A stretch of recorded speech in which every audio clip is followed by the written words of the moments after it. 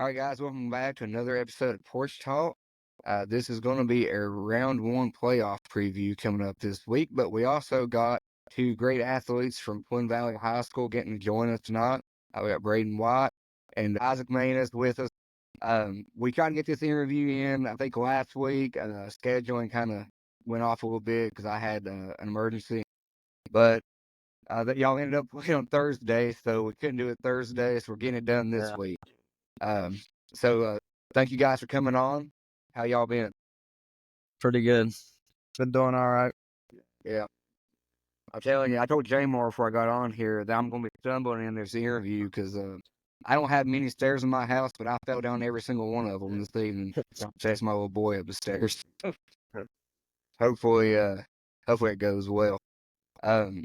Jamar, you got the chance to watch Brayden and Isaac a little bit this year. So you want to start with the first question for him? To the season, knowing what was the struggle like, knowing about numbers and wondering if you would have enough, enough to get enough kids out for y'all to even have a season. What's that like mentally to prepare yourself and still go through 2 days and wonder about if you'll have enough or not? Yeah, it was the struggle was real, but we got it done and completed the season, and I'm just proud of everyone for that. Yeah,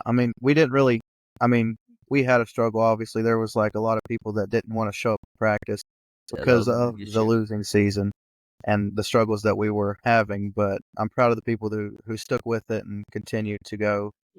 Even though we had a lot of downs, we still saved everything we had and gave it out everything we had on the field. Yeah, and I mean, you got a lot of respect from a lot of us, sticking it out, playing the whole year, being there, before the season and all that. I think Jamar, I think you had probably won a few more games. I know whenever I played, we only won one game, I think, through 3 straight years. So I definitely feel the struggle, how it is. So yeah, kudos to both of you all for sticking that out.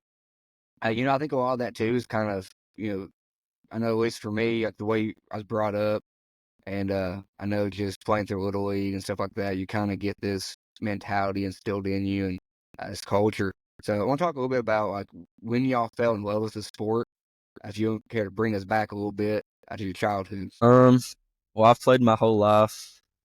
My family's played. They've always showed up to every game. And back in Little League, you coached me. That was fun times. It was just fun times, man. This year was actually my first year ever been able to play. But backyard football, that's where I fell in love with getting able to have a football in my hands. But being behind Brayden, being center, that was some of the best memories that I think I've ever made. I'm ready for next year. Old Cameron coached you in Little League, and I coached Cameron in JV, so that's like become 3 generations of coaching tree here, I guess. Yeah. Yeah, that was some of my first memories, really getting into it after I played.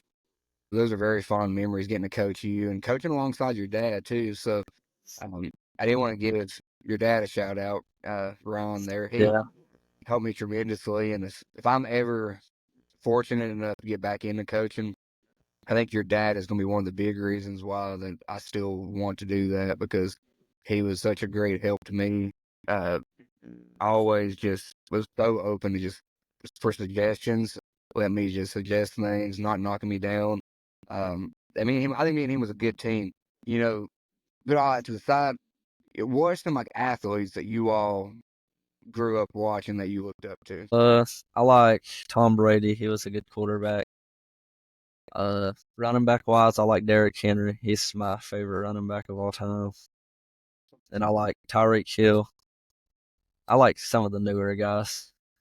Very solid choices. What about you, Isaac? Well, me being a fullback, the running back spot always intrigued me. So Marshawn Lynch was one of my favorite growing up. I liked Michael Thomas for the New Orleans Saints before he fell off. He just never seemed to drop a ball. So I just like that about him. Sorry. I was just going to say, you said those are some good choices from Brayden. I don't particularly agree with those are good choices, but I won't judge him or nothing like that. But going into this off season, I guess, we got a lot. I mean, you got basketball coming up and all that, but next year being the last year of Twin Valley, and I'm sure Cameron will back up a little bit and go over some more things. I'm just gonna go ahead and jump to this. What's that like knowing that next year is gonna be the last year and y'all are gonna be on the team? It'll be the last team there, and shut the school down and just give me your mindset. I mean, maybe it's not really set in yet because you still got these upcoming. You got winter sports and spring sports and all that. But if you have thought about it at all, and what do you think it's gonna how's it gonna hit you? I hope we just have a good amount of kids come out next year and hopefully have a better outcome than this year, like winning wise. But I'm ready for it. Yeah, just this is my first year at Twin Valley, and just coming in here and all the boys surrounding me and supporting me with the things I can do with the ball in my hands. Just fell in love with the players that I'm around, and just hoping that we can get one more shot at a few more good games and just been able to turn a losing season around. It's the goal. Yeah, and I know it's kind of hard to talk about that season. We had a few losses and stuff, but in those losses, I'm sure that you all learned a lot. So, Yeah, we did. Not just specifically a certain game, but just throughout the whole season, how do you guys think you've grown? I've definitely grown. I've got a lot better as a player mentally, and it was good. I mean, if any, I'm pretty sure, this is my first year being able to play in any kind of sport, but I'm pretty sure that a lot of people who are on losing teams come in any game with the mindset that you're already going to lose. But if you come in with that mindset, then you've already lost. So just changing the mindset that we have a chance and we can do the best that we can instead of already putting ourselves on the back burner and saying we've already lost. That's where I've grown the most. Any superstitions or kind of like good luck charms or anything y'all like to do, any rituals that y'all got pre-game or during the game or anything like that, just individually that y'all have to make sure you go through? I don't know. What do you think, Isaac? Well, we throw a party in the locker room, get everybody hyped up. Yeah. Yeah, we just try to get everyone involved, even the players that don't get much playing time, because we're a team. Yep. That's a great answers. Go ahead, Mark. I was gonna say, what about like individually? Like, does one of you have a weird thing about putting, getting this ankle tape first or anything like that? Like a left sock on before the right sock? Any weird things? I don't think so. I don't think. Yeah, I don't think so. So you are just normal guys then. Okay, that's good. Just focused on the football side of it. Just focused on the football. Yeah, I got you. Yeah, we'll bounce around a little bit, but now I want to talk a little bit about the coaching staff because we know Tommy pretty well. Tommy's been on here a few times. You got a few other coaches that we love him, and Coach Wright. I definitely want to give him a shout out. So just give you an opportunity to talk about Coach Krieger and some of the other staff you got there. Big shout out to Krieger and all the coaches. They really pushed us throughout the season to be better. Yeah, love Krieger. He took me under his wing with my first season. He gave me every opportunity in the world to unleash my full potential, me and Brayden both. And, Coach Wright, he pushes us on special teams to the max. And Marcus, Coach Stiltner, he always tells us on defense how we can actually compete with these teams every night in and night out. But it's what we do that matters. And they are really an inspiration for the team. 3 great guys there. Marcus, he came, I think he was a little bit after me, but now I had Coach Wright and Coach Krieger. And Coach Wright, we need to have like an after episode discussion on top 5 things Coach Wright has told y'all, because I'd like to listen to some of it. Oh, yeah. But I want to talk about your roster too a little bit before I send it back to Jamar. Just your teammates. I want to give you a chance to shout out any of the teammates that you have. Shout out to AJ. He caught a lot of balls. Huge player for us. He had a good season. I want to shout out my line, considering that if it wasn't for them, it wouldn't be possible. I want to shout out players like Eldon, Blankenship, and Lucas Looney and Jake Street. those guys are the ones that made it possible for me to do what I was able to do on the field. I'm going to ask you one more before I send it back over to Jamar. Again, just kind of touching on the football season, I want to talk about you all individually at your positions. Brayden, I'm going to ask you first, being the quarterback, and, there's a lot that comes with that. What's your mindset going into the games? Just with, you got a lot on your plate, and going forward, going into the future, you're pretty young, so you got a lot of chance to grow going into the off season stuff as well. But just your mindset going into the games. I just try to lead the offense, keep everyone motivated, keep them up, and not turn the ball over and just drive the field. Yeah, and Isaac, more specific to your position, running the ball, you've had a bunch of really good weeks this year. What's your mindset going into the games?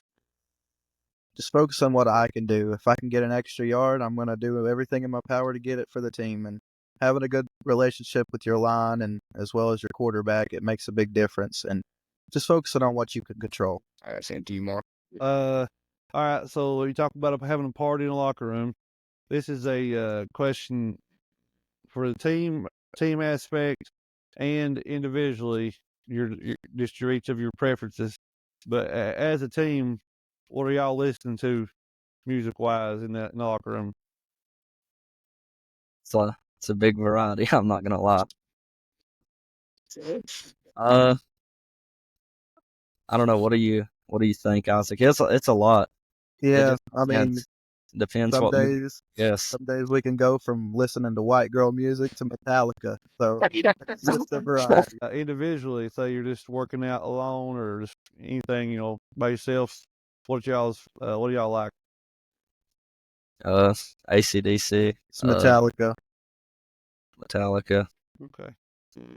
And this has been a big question on our podcast. We went weeks not got answers, so you may have to come back to this. But I got a feeling I'll get an answer from both of you based on your last answer. But if you were in the UFC, speaking of UFC, big card this weekend. But if you were in the UFC, what would your walkout song be as a fighter? It's always stumps everybody. I don't know. Yes. Well, you got two great bands there that you mentioned that they have a ton of great songs for a walkout song. With your all's answers, I kind of thought y'all might go to one of those individual, like the AC/DC or Metallica, but you was hoping for the Inner Sandman. Well, no, not necessarily, but I kind of thought it would come Yeah. a little quicker with y'all both saying them, but Yeah. It's just not. It's hard to pick out one. That's true. That's true. And it's more than just a song you like. If you're walking out UFC, like it's got to mean something, kinda. It's got to be something that you feel. I mean, it represents you. So it's a hard question. So, but yeah, a lot of people don't even leave the podcast without even answering it. So if it comes to you, you think of one, you can let us know later. All right. Yeah. This is kind of, and Jamar might have this on his, but I wanted to ask just in case he didn't. You're in between. We all kind of grew up there, right? So you're kind of in between Grundy, Richlands. You have a few places in between to eat. Where do y'all go? What's your top 3 favorite places? Isaac, you go first on this. I'll go second on this. Let me think. What's that pizza place that we always get? Giovanni's every Friday. We get Giovanni's every Friday. Now, is that Giovanni's? Is that the one in Richlands, or is there one? Yes. Okay. Richlands. Yeah, they got shouted out last week too. So they must be pretty good. Yeah, we went to this one buffet on the way to Craig County. I don't know what it was, but it was really Shoney's. Shoney's was good too. Yeah. Yeah. So you got any Brayden? Just like in general, or like before a game? Well, I mean, it could just be just your top 3 that you like to go to. Wherever you like to go, it could be Grundy, Rich. I mean, anywhere really. I don't know. I think I like pizza before a game. We've got Food City before a game. Like he said, buffet like Shoney's, Bonanza, stuff like that. That's a solid choice. We went to Chick-fil-A as well. Oh yeah, we did. I don't think I ever got Chick-fil-A before games. Go ahead. It could be from this season or any season. But where would you pick your favorite place besides at Twin Valley? Where's your favorite place to play? I'm gonna have to go Grundy. Well, thanks. Yeah, yeah. I'm gonna have to go. I'm gonna have to go Craig County. I like their field. Oh yeah, they had a good field. Okay. And where's your least favorite place to play so far? As much as I don't want to say this, I don't like playing at the Cliff. I don't know why. Well, I'm gonna have to say Phelps. Their field. Yeah, okay. Was the Phelps game, was it as dusty down on the field as it looked like it was from the bleachers? Oh, it was bad. It was was like pretty bad. sand out on the field. Yeah, it looked like I'm surprised y'all didn't have problems like getting like stuff in your eyes, and it looked like it was just pure dust and dirt from like anytime you were in the middle of the field. It looked like it was very frustrating. For sure. Yeah, I don't think I've been to Phelps, but now the Cliffs. Yeah, I think it's meant to be that way. I think you're not supposed to avoid going over there as far as the home field advantage. But yeah, so just taking back to the football. Well, a little bit after your high school career, I know y'all still have some time left in that, but going into college, do y'all still plan on playing football, or is there another sport, or do you have any other kind of plans? I don't know. I don't think. I mean, I would love to continue football, but there has to be a lot of improvement for me to get to that point. Yeah, same with me for basketball, but there's a lot of improvement. Now I know. Go ahead, Jay. I just wanted to let Brayden know Kentucky was up 2 with like 10 minutes left in the first half. All right. Yeah. I kind of wanted to. I guess I know that you got basketball coming up, but it's at the end of the season, so you still got football coming up next year. What are some things you're going to do to get prepared for next season? I'm gonna have to condition good for next season. Just put in a lot of work, weight room wise, just any of it. Yeah. Get stronger, get faster. We're gonna work on a field goal unit this summer as well, so we'll have a field goal unit out. It's important. It's very important. We'll go back to the food topic. I'm gonna name off a couple different types of food. Y'all tell me how you like them cooked or prepared, whatever. We'll start off with eggs. How you like your eggs? I'm not a fan of eggs. I'm not gonna lie. I don't like eggs in general.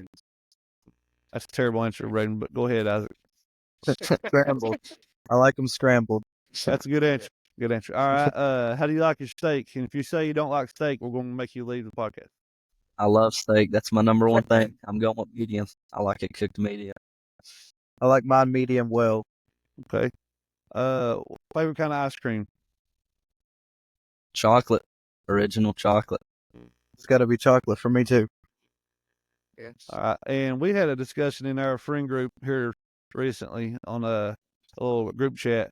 What is your favorite condiment? Do you like ketchup, mustard, mayonnaise, barbecue sauce? What's your absolute favorite? I don't really have a favorite. I'm not gonna lie. I don't have a favorite. What about you guys? Barbecue. We were talking about this in the friend group. That's what everybody said. Barbecue. Barbecue is thrown in a lot. I'm with you on ketchup. I love ketchup. Ketchup's my favorite, man. I'm a ketchup guy when it comes to. Now, I mean, I like some barbecue, but I like barbecue on some barbecue, like some pulled pork or something. I love barbecue on barbecue. Ketchup guy. So, I like ketchup on my scrambled eggs, unlike some weird people that don't eat scrambled eggs. Don't eat eggs at all. Yeah. We gotta talk to your dad about that. That'd probably help with that weightlifting you got going on. Oh, yeah. I'll see. Yeah. Protein. Yeah.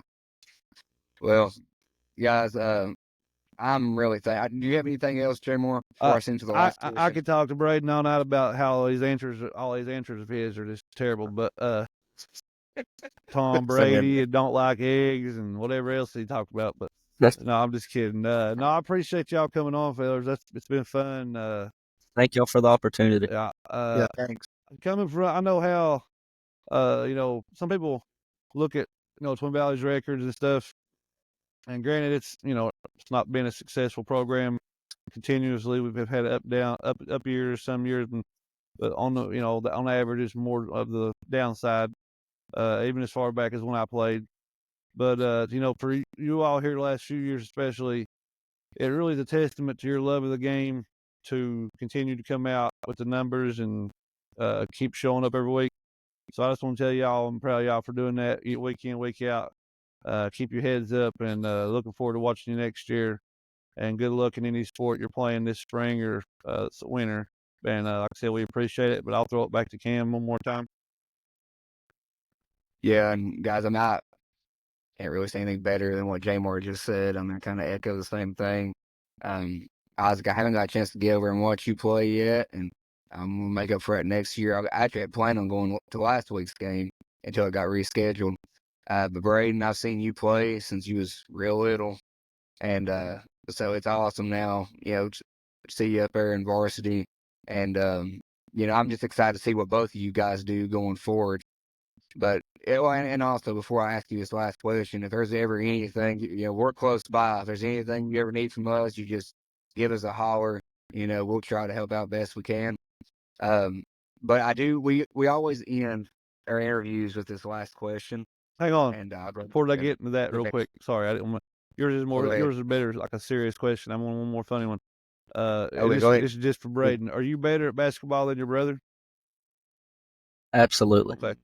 So I want to get it on the record and make sure that I want to hear you say it. So now we're gonna have to have his brother on in a few weeks for a rebuttal. That we're gonna have a one-on-one live stream. Yeah. So, yeah. Thank you for. I just want to get that on here. So when he watches it back, when he can check, make sure he hears it. Yeah, but all I have to say about that, football, it's a different story. I think he has me there. Oh, you still got time left though. You got yeah, time. I still have time. Very appropriate question. So I want to send to the last question here. To each of you, what's your biggest motivation you have when you go out there and play? I don't know. My family and coaches just motivate me to do better and better. Especially my dad. He motivates me huge. Me, most of my motivation comes from in my head. With the influence of my love for my teammates and my family who comes support me. It's just trying to do my best on every play. And great answers, guys. And like I said, I'm super excited for the future that you guys have. And I don't want to go through the whole spiel like, Jamar said it perfectly. People don't really know what, you guys go through, fighting through, keeping numbers, fighting through the practices and stuff. And it really does show how much you all love the game. But again, I thank both of you guys for coming on. And if Jamar doesn't have anything else. No, just Kentucky's losing now, Brayden. Oh, God. No, I had a lot of fun, Phil. I really appreciate it. Yeah. Thank y'all for the opportunity. Yep. Thank y'all. Yeah, we appreciate you guys coming on. Everybody, we're here for another interview. We got Tazewell Bulldog quarterback with us, Carter Creasy. How you doing, man? Doing well. Thank y'all for having me. Yeah, thank you for coming on. I know everybody's been excited to listen to you. Man, me and Jamar, I think since we started doing this, your name is probably one of the first names that we talked about. You've been killing it for years now. We're going to go ahead and start with your childhood. When did you first fall in love with the sport? And did you have any players that you looked up to? I played football. I started playing football when I was 4. And I'd always played quarterback. I was one of the faster kids, so they just kind of put me back there and let me do direct snaps and run it around a little bit. But I was about 4, and then I love watching, early 2000 quarterbacks. So I really liked Aaron Rodgers. I was a big Packers fan back in the day, and then I actually played for the Chiefs, so I was a Chiefs fan for a little bit. I'm actually a Panthers fan now, so we've been struggling a little bit, but I probably should have stuck with the Chiefs, but I can still gotta go with the Panthers. Hold that issue that you're a Panthers fan, but honestly, I think it'd probably be harder to be a Chiefs fan these days. I think anybody but Chiefs fans kind of hates the Chiefs right now. Yeah, everybody hates the Chiefs, yeah. But yeah, like I said, I played quarterback ever since I was, about 4 years old. So I've always loved, playing quarterback and having the ball in my hands and feeling like I'm in control of the game. So I love just having the ability to make plays, and like I said, just having the ball in my hands. We're at the end of the season right now, but I did want to touch on maybe the off-season prep going into this year. Did you go to any camps or anything? What was the off-season like? Yeah, so I went to probably about 4 or 5 college camps, and then I actually ran track in the spring for the first time, and I think that really helped me. Just getting faster and being able to move, it helps a lot more than you think. And then obviously just I've been in the weight room just trying to get bigger, just to prevent injuries. Not necessarily to be super, ridiculously strong, just to get bigger and just be more flexible and just being able to move and have my body move in different ways so I can, make plays and prevent injury. And I guess now even, but you're growing up, did you play any other sports? And are you still, besides track, do you play anything else? Yeah, so I played, I really liked baseball. I was a big baseball player. I played pretty much anywhere. I played baseball from about 4 to about 8th grade year. COVID hit, and I decided to really kind of focus on football because I reclassed in the 8th grade, and I just decided to really focus on football. And me and my dad we got some weights downstairs, and he really pushed me, and I really worked hard and during that COVID year to just get ready to play varsity football. We've had a few athletes, and I think maybe we don't touch on it, maybe not enough. Some of you guys that did go through the COVID year, what were the challenges of that? I mean, it was super, like I said, it was super, super different. I played middle school, so we only played Tazewell and Graham, and we played them like 2 times each in football. And then I played basketball too, and we played them like 5 times each, I think. And that was pretty much it. That's all we got during COVID. But like I said, after that, I really, turned my focus to football and really hit the weight room hard and I went from like probably 140 to 170 during that summer and that winter. So I really, got bigger and got a lot faster. And I think that's really what, put me over the top to help me perform as a varsity player. You mentioned running track first time that spring. You obviously had the arm strength and talent last year, and as long as we've been keeping up with you. But have you noticed a big difference in your running game after doing track? Did it translate over? Yeah, for sure. Our track coach, Coach Coleman, he's actually our special teams coordinator too. So me and him have a really good relationship, and I basically just came to him kind of after basketball, and I was just like, look, I just want to get faster. I'm tired of getting ran down by dudes that probably shouldn't be running me down. And actually, in our first game, I got ran down by a guy from River. We were playing Riverhead in the first game, and I ended up getting ran down, and I landed on my shoulder, and I separated my shoulder real bad. And that kind of pushed me too to like, look, if I get faster, that dude's not gonna catch me anymore. So, I came to him, and he did a great job. I think so my first track meet, I ran a 12.9, 100 meter. And then by the end, I was running 11.9, so I cut an entire second off my 100 time. Wow. Just over the season.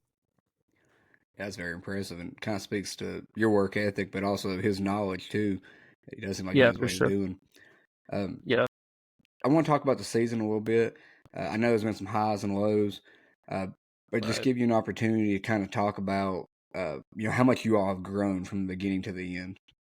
So, yeah, obviously, we opened up with the Riverheads, and everybody knows about them. They know what they're all about. So that's a tough first game, and we had a bye week our week 1, so they had already played a game, and that makes a big difference, especially in high school. Just being able to play a game. You get a lot of penalties and that sort of thing. You get those out of the way, and you really learn a lot from that first game, who you are. And we came out hot. I think it was 17-14. We were beating them at halftime, and then they just wore us down. We started cramping. We had we just got tired. And then obviously, we had a couple big wins there. We beat Richlands and we beat Port Tazewell. We had a tough one at Princeton. That was after the hurricane. That was obviously Princeton. They're very good. And then we played again. We had Virginia High, which the athletes they have, and just being able to keep up with them, that's a tough thing. And then after that, we had Marion. We got a good one against Marion. They're always tough, especially with their offense. And then same thing with Giles. They were pretty tough. It was kind of an upset there. I don't think really anybody expected that one, especially after the win that we had. But we came out a little flat there at the beginning, and it was just kind of tough for us to come back with them in the single wing and that sort of thing. So, and then everybody obviously knows about last week. We had a big comeback, 21-0 win. It was I think that was great for our team morale, especially because we're able to come out and come back from that type of deficit, and it's great going into the playoffs to get a win like that. Tazewell obviously is, if you're from around here, Tazewell's a baseball school historically. Yeah. Had some great basketball players, football players, athletes from all over, every sport. But speaking of the football culture there in Tazewell, the community support y'all get is it seems to be very good. Seems to be like y'all got a lot of support behind you. But just from hearing it from you, what's it like from your perspective? Yeah, so I've been going to Tazewell football games ever since I can remember. My sister is she's probably like she's around 13 years older than me, so she was in high school about the time I was 4 or 5, growing up in Tazewell, and just being able to go to those games, I always dreamed of playing there. And obviously, win or lose, we got support and we got fans that love us and they're always behind us. And it's been a blessing to be able to be their quarterback for 4 years and play at Bulldog Stadium, especially with our new field. That really helps us. Obviously our field wasn't in great shape a couple years ago, so having that really helps us practice and helps us perform better. It's a beautiful field that you all have over there It now. is, yeah. It is, yeah. I kind of wanted to, you mentioned the Lebanon game last week, and they have a pretty good quarterback over there too, Creasy, and you're playing against a pretty good one, this Friday night. Right. I think we're in I don't want to downgrade, past quarterbacks and stuff like that, but I think it's really unique, all the quarterbacks that we have in the area right now. How much do you look at, some of the other teams and their quarterbacks and kind of you pick up anything from them that you can use? Yeah, obviously, we got, like you said, we got really talented quarterbacks.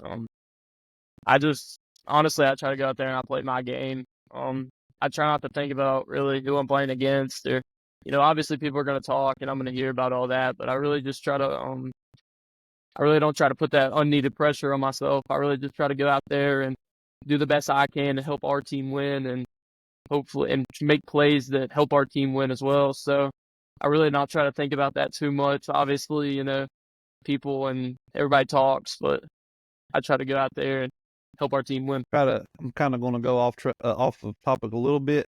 Cameron will bring us back to some football talk.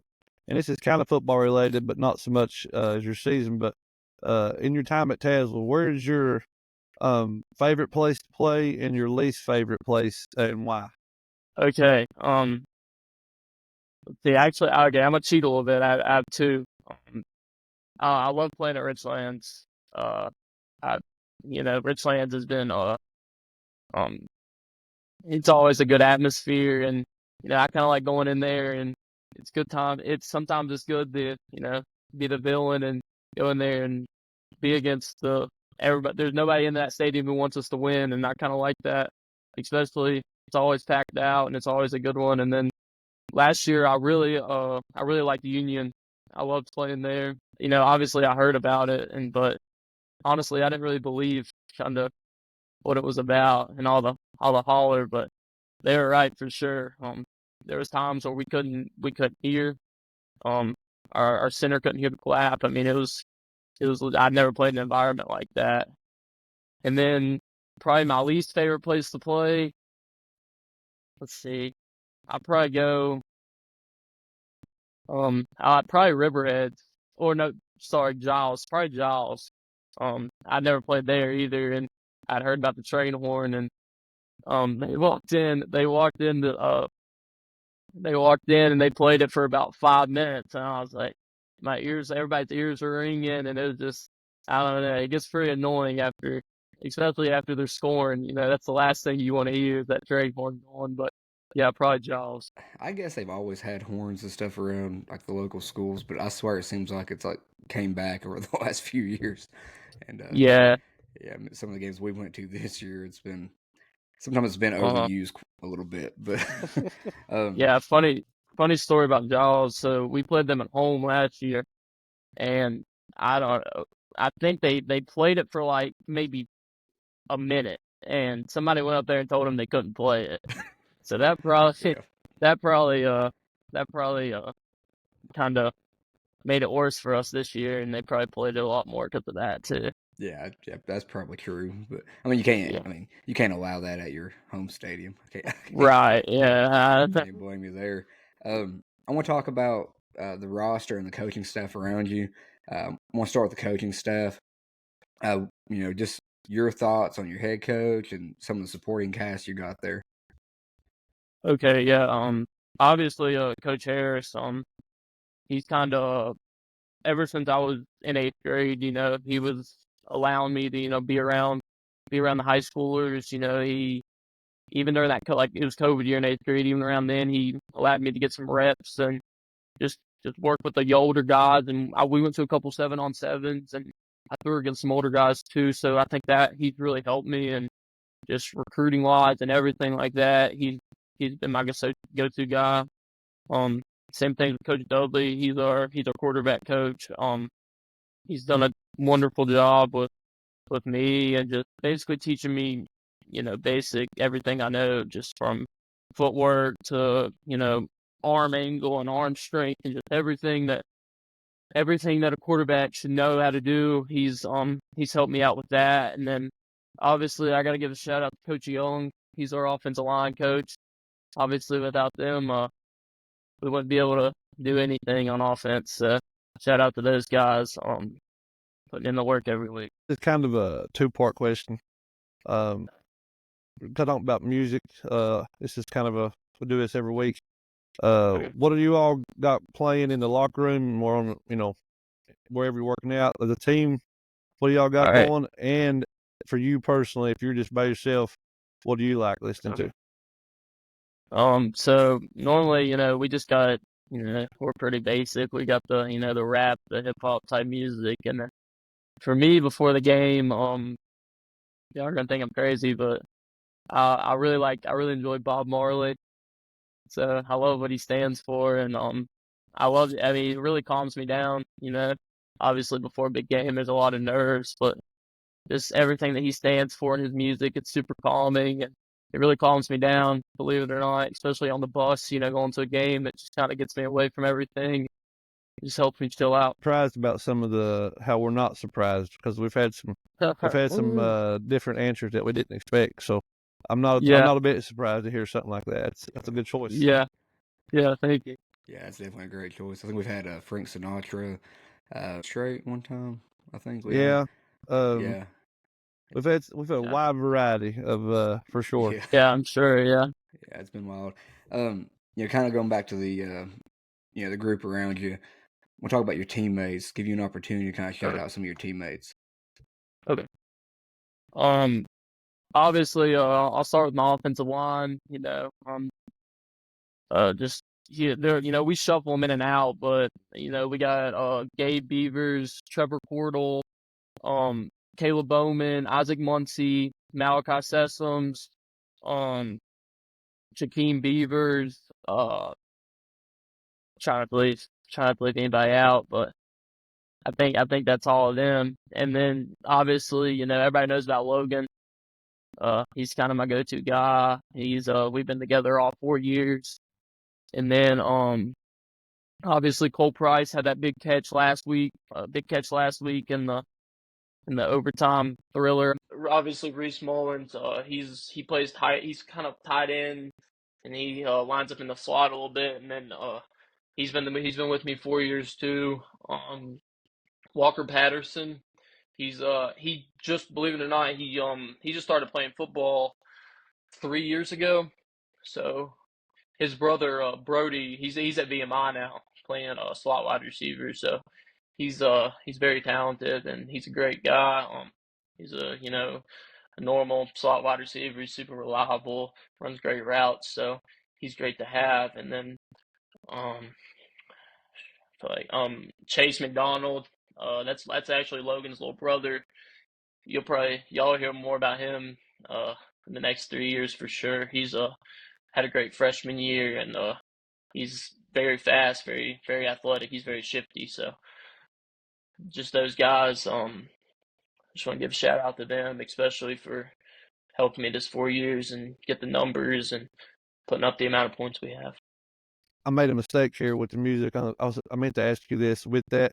So this is another two-parter, and this might be the one that people have the most trouble answering right off the bat. So you can think about this later if it comes to you later in the interview. But if you were a UFC fighter, what will your walkout song be? Oh man, I like probably I think I'd probably do Draft Day by Drake. It's an older Drake song, but I really like that song. We played a lot after the games, so it's a good one. You're one of That's the you're one of the you're one of the few that actually come up with an answer quick. Most people most people have to think about it. It's a tough one, yeah. Yeah, and then do you have any rituals pregame that you have to go through, or superstitions, anything like that? And as a team, do y'all have any rituals? Yeah, I try to. Y'all might have ate there. It's Cousins. We go to Cousins on Thursdays with my parents. That's pretty much the only thing we do. We like to go to Cousins on Thursday. We kind of after our walk through, we get out kind of later, so we like to go there and just eat and just try not to think about football too much and just talk about our week and what's been going on with them, my parents. To get to Cousins, but I think you have, haven't you, Kmart?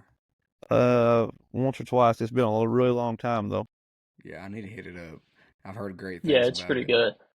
Yeah, We enjoy it. Yeah. definitely need to try it. So talk about Friday a little bit. I know you don't want to give away too much, but just some of the keys to the game this Friday. I just think we got to have a good start. They have obviously they have a very good team. Any team that's in the playoffs right now are very good, but we can't come out like we did last week and try to pull out and win like that. We got to come out and we got to have a good start this week and um be physical from the get go and play bulldog football from start to finish for 48 minutes. Have you ever been to Ridgeview? Have you played there? Yes, I went my sophomore year. It was in the first round. They beat us 28-0. I think it was a rough one. And then you all played them. Y'all beat them last year, correct? Yes, at home. So y'all seen a lot of each other over the past few years. So. We're pretty familiar with each other. Great game, and like I said, a lot of star athletes are going to be front and center. I just want to kind of move past that just a little bit. We only have a few questions left, but I want to ask you about life after high school. Do you have any college plans? I can't remember if you already committed anywhere or not, but what are your plans after high school? Obviously, I'm looking to go play football somewhere. Just really anybody who's willing to give me an opportunity. I'm very blessed to have a lot of. Right now, my only offer is UVA Wise, but like I said, I'm very blessed to them just for giving me an opportunity to go to college and play a sport that I really enjoy. But like outside of football, I'm looking to major in kinesiology and hopefully become a physical therapist. My sister's an occupational therapist, so I'm looking to kind of follow in her footsteps, I guess, and go with the physical therapist side of things. I got a couple more off the wall questions for you. We're gonna get into some of your favorites. You can just name off first three that come to your head. Favorite sports movies. Oh, okay. So probably the longest yard is probably number one. Man, probably I guess Blue Mountain State. I don't know if that's considered a movie. That'll work. We'll We'll throw it accept in it. there. Yeah. Yeah. I like Blue Mountain State and probably let's see. I like the bench warmers too. That's a Good funny ones. one. I've always liked that one. Yeah. All right, this is with Thanksgiving coming up. It's Yeah. a two-parter for Thanksgiving. If All right. you could only choose one of these, would you go with ham or turkey? Ham for sure. And you can only pick 3 sides to go with it. What are you choosing? Let's see. I'll probably get mac and cheese. Let's see, mac and cheese, green beans, and probably my somebody in my family makes corn pudding. It's pretty good, so we'll go with those 3. Pretty good. I like it. Yep. Yeah, it's pretty good. I have one question left, but I do want to ask you one other before this.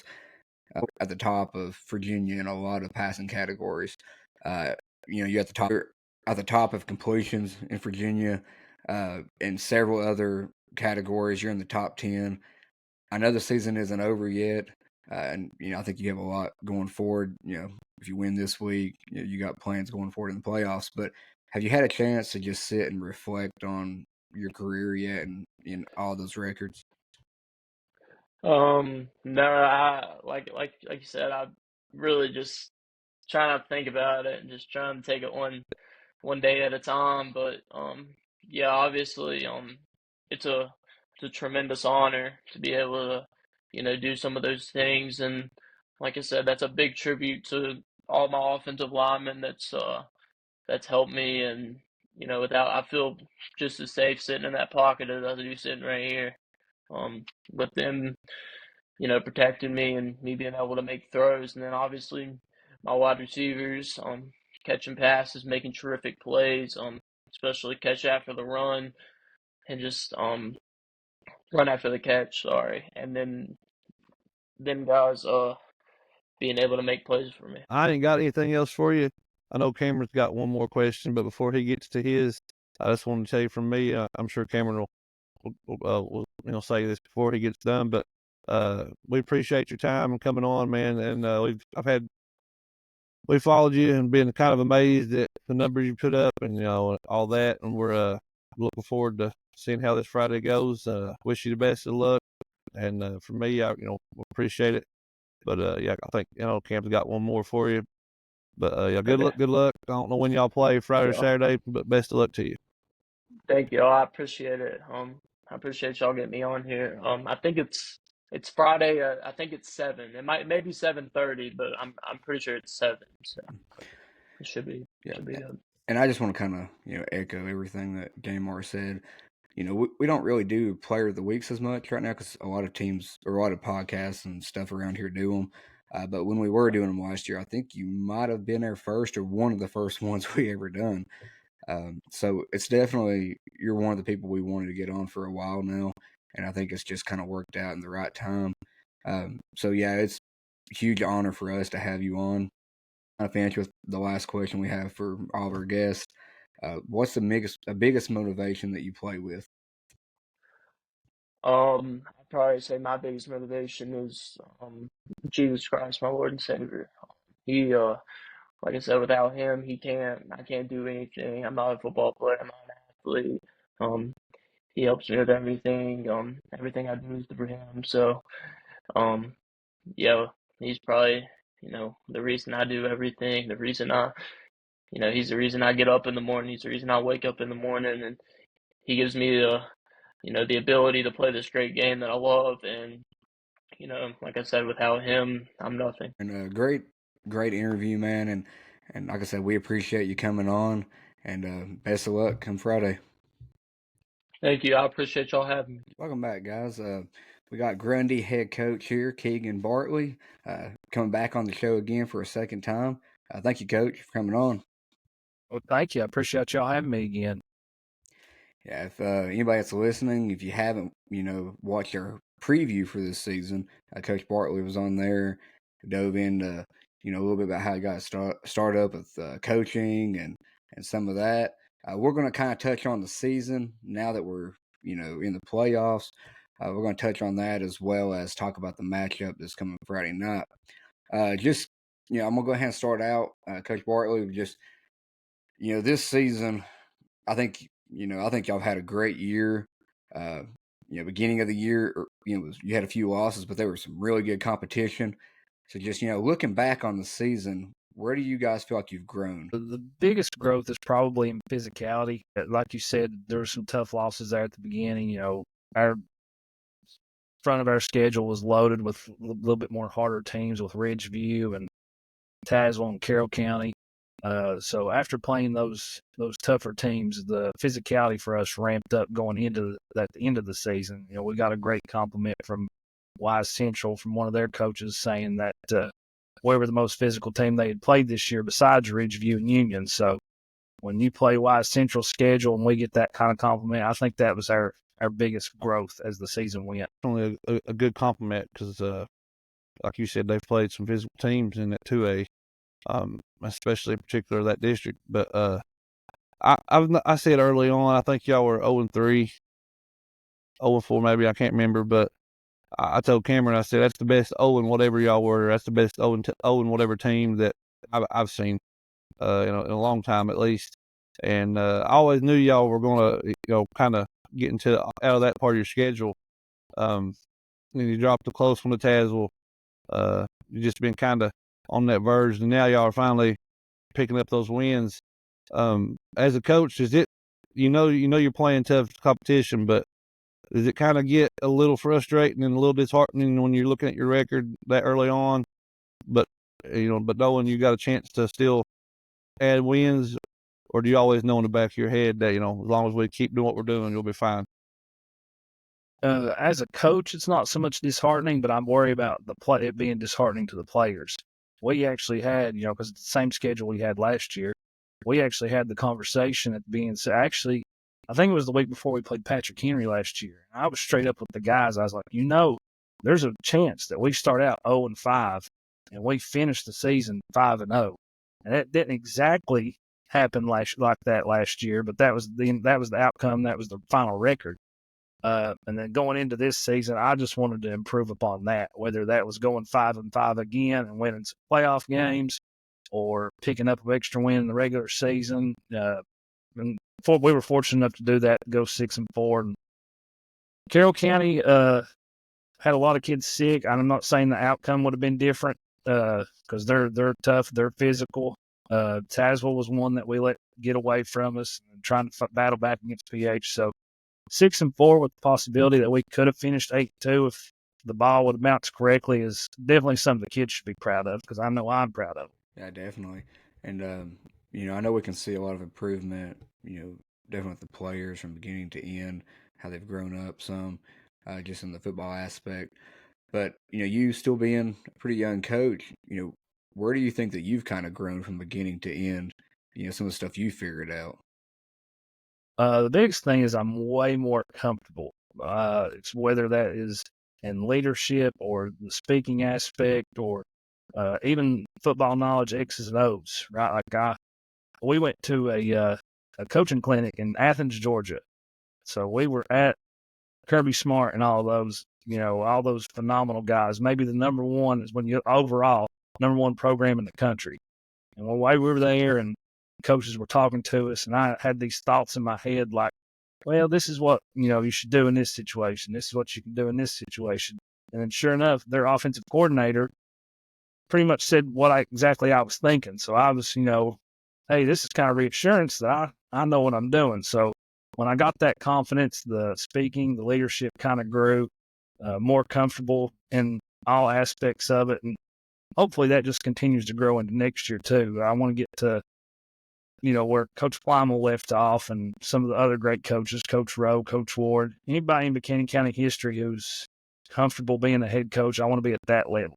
Maybe not the win-loss record, but just comfortable that everybody was like, hey, he did a good job. Well, everybody in the county will be more comfortable if you make sure you tell us that you all went to that camp, but you didn't take your kids to a driving class in Georgia, correct?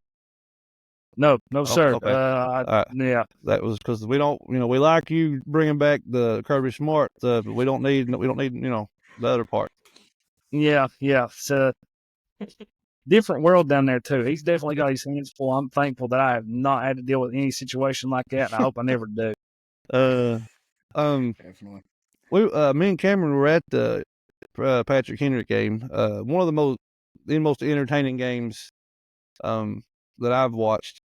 And I don't know that I've ever watched a team go do what you all did as far as, I don't know that second half or maybe even some of the first half that you all had a drive that was more than 3 or 4 plays.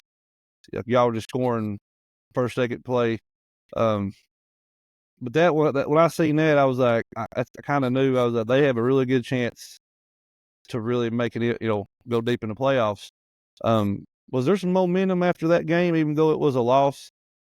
From a coaching standpoint, yes, right? Because you can take anything away from a loss and you can take things away from a win. I actually remember just trying to be, because I knew we had the opportunity, especially with the way the kids were reacting. Because in our opinion, Patrick Henry's offensive line is probably the best in the region. So when our kids responded well to that, kind of like that physicality that we talked about earlier, when they responded well to that at halftime, it was definitely, leading up to the successful second half we had. And I actually passed Cameron at halftime and I was completely in the zone, didn't even speak to him. So I apologize.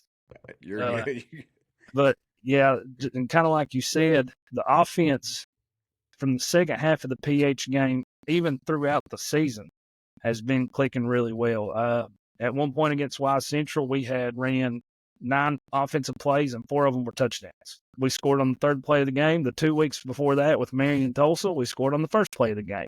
So the offense has definitely been clicking as far as it, like you said, a couple plays here and there and finding pay dirt, and that's a good feeling. Yeah, I remember passing by you, and if I could have, on this fake Southwest Virginia sports book, if that was a real thing, I would have put some money on y'all coming back. I could just see it in your eyes, man.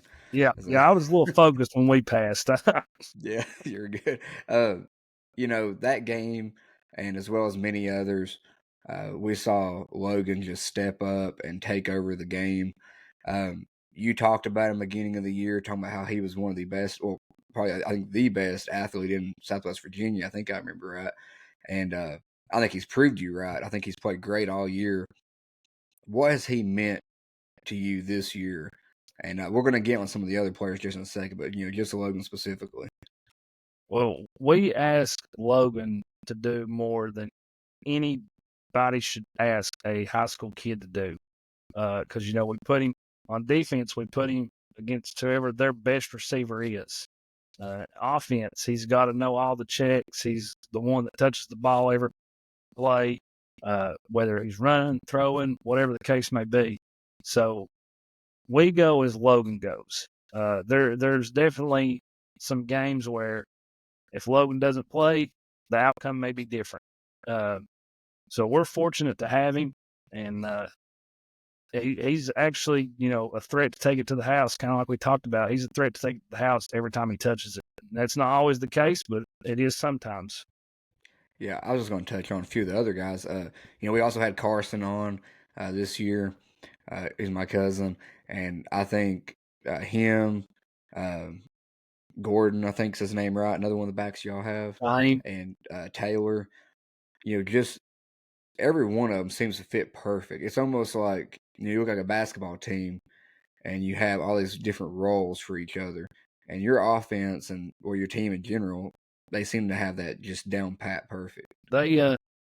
One of the things that we preached is like the family, the brotherhood, the bond that they're supposed to have, right? And we've grown tremendously in that aspect with Shaheem defensively and Carson Dill defensively, who they can make arguments that they're the best 2 defensive players in the region. Shaheem, I don't know what the stats are for other teams, but Shaheem has 8 sacks on the year. I don't know. Honaker is really one of the only teams that pass in the region, so he's got to be close to the lead just because not a lot of teams in the region run. Or pass, sorry. Carson Deal's got over 120 tackles. They're just defensive juggernauts. And then Logan and Trey on the offensive side and the defensive side, just threats at any time just to use their speed and their playmaking ability and what they can do and how each one of them complement each other along with the offensive line. So there's a good core there, and like you said, they respond well with each other and build off of each other, and it's very beneficial to the team in that aspect. I mentioned it just now, but I was gonna give a shout out to your old line with backs like Taylor and last year. They kind of get any team really. O-line kind of gets overlooked a lot of times in the paper and things like that because you can't really get stats. But no back or quarterback can go without a line. I just want to give you a chance to talk about them and the job they've done, and defensively. I think up front y'all been very good all year, and that speaks to the physicality you were talking about. I'm not sure. I don't know a lot of their names. I'll let you shout them out if you want, but just in general, give you a chance to brag on them a little bit. Yeah, there's not enough bragging that can be done about them just because, like you said, and me playing offensive line in the past, Logan and Trey don't get any credit if them boys ain't doing their job. So we've got that saying of where's it start, and we got a kid, Lucas Bandy, the starting right tackle. He always yells the up front for us. So anytime somebody says where's it start, he's got our up front. And so he's a senior leader. Luke Shelton may be the most underrated lineman in the region. He's not the big name that Barrett from PH is or Landon from Hurley is just because of his size. He likes a little bit of size, but his physicality, toughness, his football IQ. Callan Looney at the other guard is very similar to Luke Shelton. Lucas Boyd had to make the transition from center to left tackle, trying to kind of protect him a little bit. He's had an injury-prone high school career, but he's very capable of starting, and we knew that. Very capable lineman. So he holds down that blind side for Logan. And then lastly, the center, Brady Deal. It all starts with him, right, with the snap. So I think he's got a couple bad snaps in the season, but he knows what he's doing. And those five guys, they just jive really well together. So when they're doing that, they're not five individuals. They're just one great unit. Yeah, I want to go ahead and get on this game for this week. In my opinion, and I think Jamor will probably agree as well. I think you guys and Honaker right now are probably the two hottest teams in Southwest Virginia. I think you both have been playing great. You both really, I feel like, have found a groove, and you're coming into the team you want to be going into the playoffs. We don't want you to give away too much because I'm sure you, as well as Coach Lowe coming on afterwards, will kind of want to keep some stuff close to your vest. But I mean, I think it's pretty obvious that they have a passing attack that's one of the best. Again, not giving away too much. How do you focus on that? The big thing is just trying to limit Peyton and what he can do at quarterback because, region player of the year last year, 4,000 yards last year. Correct me if I'm wrong. Was he not the state player of the year too, or is that? He may have been. I don't. Clements may have got it from. Yeah. Okay. If that goes single A, double A, I don't know if they have two separate or not. Can't remember who got just his impact that he has is first and foremost just trying to contain him because you're not going to stop him, and you're not going to stop his brother. You just got to try to limit to what they can do. It's going to be a different game than last time because, like you said, they're playing some really good ball right now. They've had a little bit of a transition. It's on their field, so that benefits them too and what they like to do offensively instead of playing in the mud at Grundy. So that'll be something we have to account for. So they're definitely, it's not going to be like it was the first time around, and we know that. So we got to come prepared in all aspects. Just for a second, I'm sure Cameron got a couple more for you on the football side, but we kind of asked players all these questions, and I was going to give you a couple. What are just right off the top of your head, what are your three favorite sports movies? Oh, gosh, three favorite sports movies. Longest Yard, Remember the Titans, and probably Varsity Blues are probably the three favorite football movies. Three good ones. Definitely Longest Yard because I for whatever reason, I just know it. I can almost do that one quote for quote. And I've only seen it a handful of times. I guess it's just the big names that are in it. Yeah. I don't know why it relates so well to that, but that's definitely on there. It's a good one. We had went to. Go ahead. I'm sorry, Jamar. No, go ahead. Just because I kind of I'm the same way. Me and my wife went on a trip. I think it was last year, and it was at the hotel. And Longest Yard came on. She's never watched it, and I had it playing, and I was sitting here quoting like every other line, kind of like what you were saying. And she's like, "Have you watched this before?" I said, "You have no idea." Go ahead, Morris. My last one. Thanksgiving's coming up. If you could only pick one, would you go ham or turkey? Ham. All right, and then what? You can only pick 3 sides to go with it. What do you got? One is for sure mac and cheese. I don't know if that's a popular Thanksgiving dish or not, but that's my favorite side, regardless of the meal. Probably mac and cheese, mashed potatoes, and sweet potatoes, but it's got to have the marshmallow, almost like the yams. It's got to have that marshmallow and that brown sugar on there. Yeah. I don't know if I say you mentioned it being popular or not, but that's the 2 people we've had on so far tonight. That's 2 the mac and cheese was in both entries, so all right, got to be a good one. Yeah, I just have that's one more question. Do you have another one, Jay Moore? No, I'm not good. I was going to ask him the last one. First off, I want to say thank you for coming on. For the people who don't know, we had another coach that was going to come on. We had some, shake up, and Coach Bartley stepped up right here. Having a super busy day, stepped up here and got on here with us, and we appreciate that so much. But not only that, but giving us now 2 sides of we're going to have Honaker on after this, and our player and the coach. We got both sides of the coin, I guess, for this game, and I'm going to try to be there Friday. And it's right down the road for me, and I think it's one of the best games in all the playoffs down this way. But just on that game, last question: what would be your message to your team going into this game? It's going to be the same message it's been all week. We know what we're capable of, but not a lot of other people know it. We're, like Jamar said at the beginning, that 0-3, 0-4, 1-4 start kind of put us under the radar, which I really enjoy. I would much rather be under the radar, no pressure, and let's go shock the world and surprise everybody. So we tell the kids, we know what you're capable of. You know what you're capable of. Now let's go prove it to everybody. We've got some really good athletes, and they want some votes in the region meetings, right, for first team. So they're going to go prove it on the field that they deserve and belong to be there. I was very happy that this game was on Friday because, I don't know if I'm not sure, but opening day of rifle season is Saturday. So I was going to have to make a real tough call. So I'm really glad it's Friday. So I'll definitely be over there. And I'll throw it back to Cameron here in a second, but just wish you luck.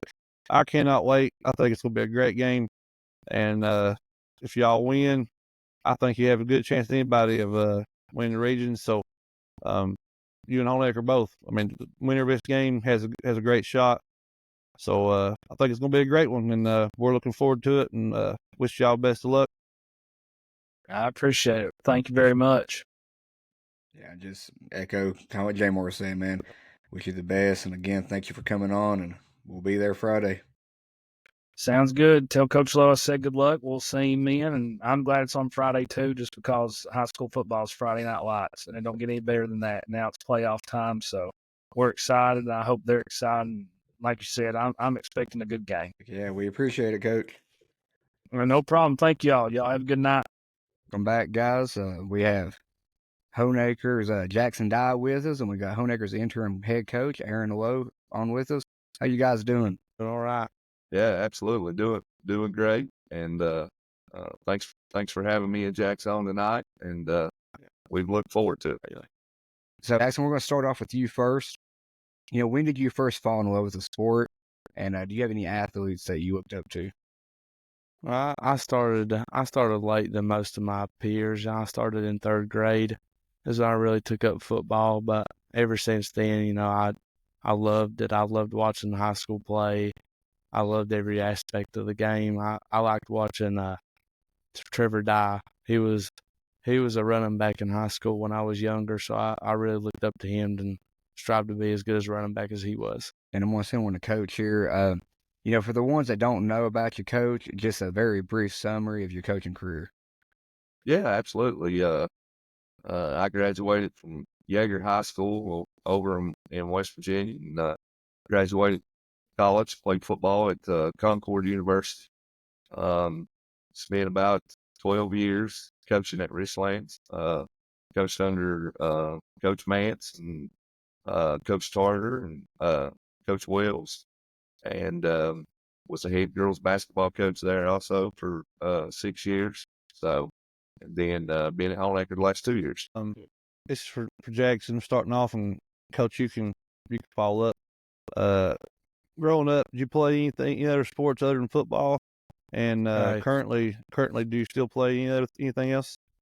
I've always been a sports guy since I was little. I remember I've played soccer and basketball on top of football my whole life, and I don't play basketball much now. I've kind of grown away from it. I like focusing on football and especially soccer. But I love soccer. I've played it since I was probably 4 years old, since I was able. So it's probably been one of my favorites.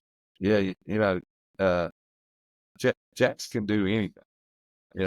If we had a ping pong team, he would probably be a heck ping pong player. So, yeah, thankfully, I was back in West Virginia. When I was growing up, we really had football, basketball, and baseball, and that was about it. We didn't have soccer. And time I got to high school, the wrestling program was done over with. Didn't really have a wrestling program. So I was just a football and a basketball guy growing up. So that's really all we had to choose from. Yep. This one kind of go to both of you. Same question. The whole season, just an overview of it. How much do you think you guys have grown from the beginning to now? Because in my opinion, I think you all are one of the hottest teams in Southwest Virginia right now. So just how you guys think you've grown? I'll send it to you first, Jaxson. I think we definitely struggled at the beginning of the season coming off that first loss, and we had some win-lose games, and we just kind of went back and forth. But after we had a talk, we come together as a team, and we decided we needed to get our heads in the game, so we focused up and started focusing in practice and stopped messing around. So we really developed as a team over time, and I feel like our record can show that, where we've not lost a game since Grundy, and we've improved a lot since the beginning of the season. Yeah, Jackson's right. Early on, and it's tough. We lost as many seniors as we did last year. Jaxson, these guys, man, they come right back to work this summer. Got into 7-on-7s, and guys was in the weight room. We knew we had big shoes to fill, and it takes people like Jax and Peyton and those guys with their Marsh, a bunch of other guys, but with their leadership, just coming off of that team that we had such a remarkable season last year. They've come in, and like Jack said, we started off rough, and they focused up, and the good thing about them is that they show up to work every day. Do the little things that we asked, and they take care of the rest of it. Proud of them for that. So I'm going to go, more specifically on right now the offense. I think everybody knew going into the year that you all were still going to be pretty good offensively, but I feel like you've even took it up another notch right now. I think you are playing really comfortable. Just kind of talk on that for each of you. Your confidence right now on the offensive side. Got Jaxson. I'm sorry. To you first.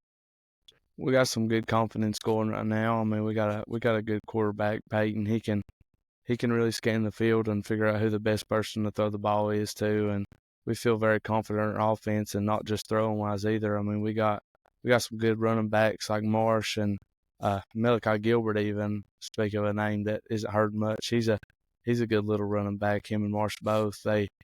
They can find a hole, and when they hit it hard. And our offense has been really focused, and we've been getting some good plays. Yeah, and that's the thing. We pretty much rotate Jax, Marsh, and Malachi, and a couple guys back through the backfield, and just different things. And we the biggest thing with us right now is we're in a good rhythm. We got everybody's got confidence in each other. Uh, you know, Peyton trusts everybody. Knows where he needs to go with the ball. He's a field general out there. He knows what's going on, and it's just a testament to our guys on how well they play, and how well they know the offense. It's fun to watch. This is it's football related, but it's a little more off of like the season. This can be for both of you. Coach Lowe, you can go back to when you played to answer this question. What's your favorite place to play and your least favorite place to play, and why? My favorite place is, 100% our home turf. I mean, we love going out there every night and having the home fans there.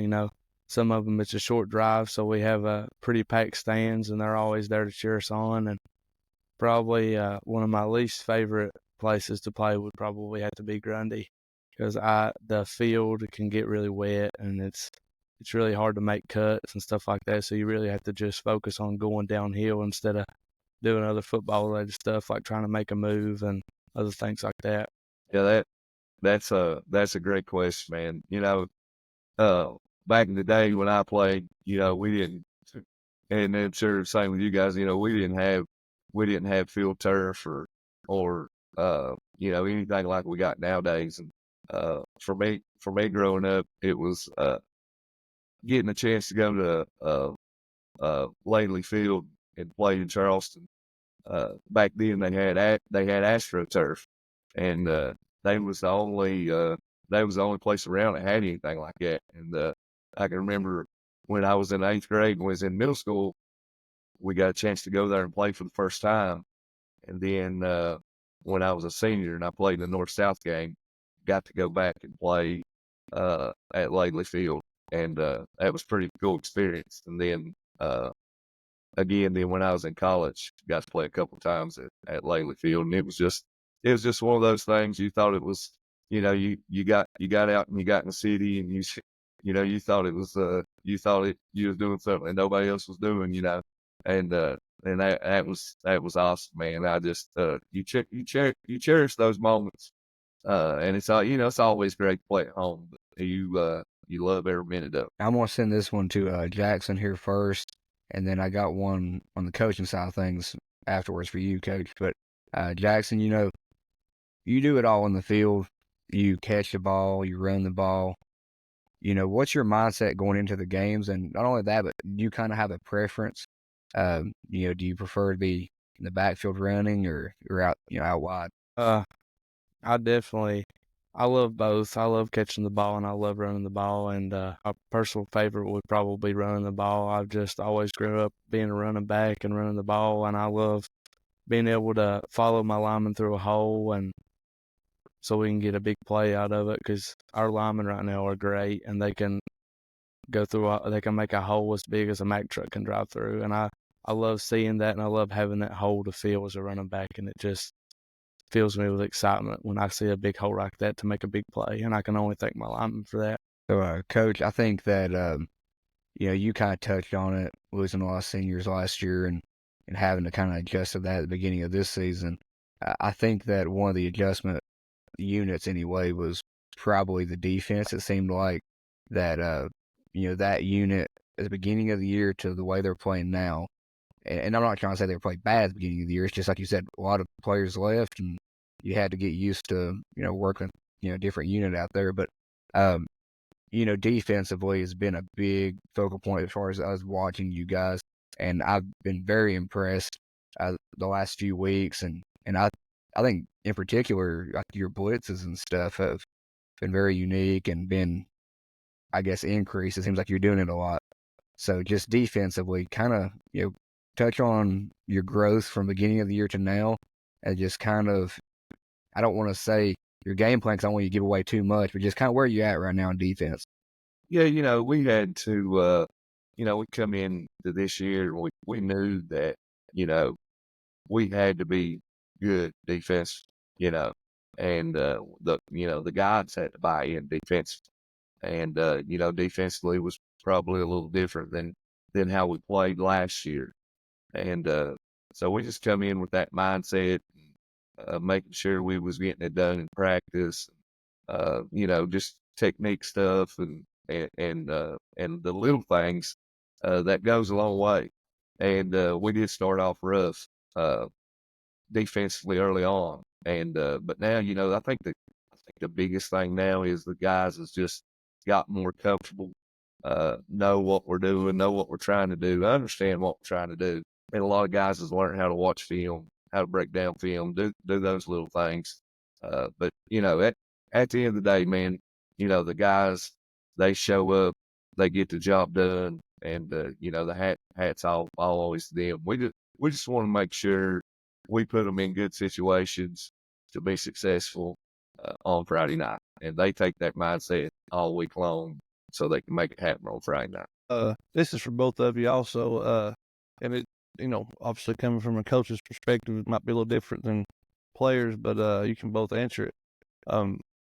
Your time there at Honaker, Jaxson, I want you to go ahead and just kind of what it's meant playing there at Honaker, story program, and what's the community like? We've had Honaker players on before, so we've heard the answer, but from you personally, what's that mean to you playing for those fans and that community over there, and and Coach, you can comment and the support y'all have got, stuff like that. Both of you can kind of just from y'all's perspective. Yeah, well, we're really all just a big family here. I mean, nobody sees each other as somebody they just seen or somebody on the road or somebody that you practice with. We see ourselves as brothers, and we're just a big family here at Honaker, and it's always amazing that we can have a community like that we can all trust each other. And if you need somebody to call, you can always call anybody, and they'll be there to help you with football, family stuff, no matter what. I mean, we're already always here for everybody. It's more than a community. It's a family and a brotherhood. Yeah, I mean, Jackson's exactly right. Everybody from, we have an amazing coaching staff. We got an amazing group of kids that love each other, that play for each other every Friday night. Been playing with each other, like Jack said earlier, since they've been 4 and 5 years old. That's a bond you can't break, man. That's one thing that makes it great. When you run out of that Tiger thing on Friday night and Tiger Nation's going crazy, like there's a lot of people. There's an old saying, they turn the lights out and it goes on full field, and it's amazing that our parents club, everybody, what they do for our kids and the meals and things they do on Thursday nights when we have team dinners. It's just it goes through everybody, man. Our administration, it's awesome to be a part of. It is a family environment, and it's something special. I want to touch on the roster just a little bit, and from both y'all's perspective. Jaxson, I'm gonna give you an opportunity to shout out some of your teammates, and then Coach Lowe. Just for you, I know that we know, a lot of the big names like Jaxson and Peyton and Avery and all these, but when it gets to you, just some of the players that maybe haven't got in the spotlight yet, but have been having great years. But I'm gonna send it to you first, Jaxson. All right. Well, we got Peyton. He's a great quarterback, and of course Avery. They're brothers. They have a really good connection, and a lot of people see what they do. But we got some other people, especially linemen. I know Maddox Sykes is one of the best linemen I've ever known, and he's like a brother to me. And he goes out on the field focused, even when he misses some practice for some family issues. He goes out there locked in, and he's ready to get the job done. And some receivers is Blair and Cam Beavers. They're young and they haven't really got much experience in playing football in high school level after sitting on the bench some last year, and they really stepped up being some wide receivers out wide, giving Peyton more options and working around the defense to get open. And and especially Levi Honaker, he's been a center the past couple of games, and he's really stepped that up because we struggled with snapping for a couple of games this year. And Levi doesn't have much weight on his bones to be a lineman, but he really steps up at center and blocks and puts Brayden in a good position to throw the ball. Yeah, you're right, Jaxson. There's the old saying, it always is, that the offensive line does all the dirty work, and they don't ever get the attention. And guys right now, like Jacob Powers and Aiden Gilbert and Levi Honaker, Maddox Sykes, Zach Hurley, those guys, man, it's just unbelievable to our team. It don't get the recognition, the credit. Another guy that's kind of heart and soul of our defense, right there alongside Jax is, Brayden Marsh and Eli McLaughlin. They show up to work, and Eli, he's a one-way player most of the time. He's just tough, man, and gritty, and brings a ton of energy to our defense. Blair Clark, he's a freshman.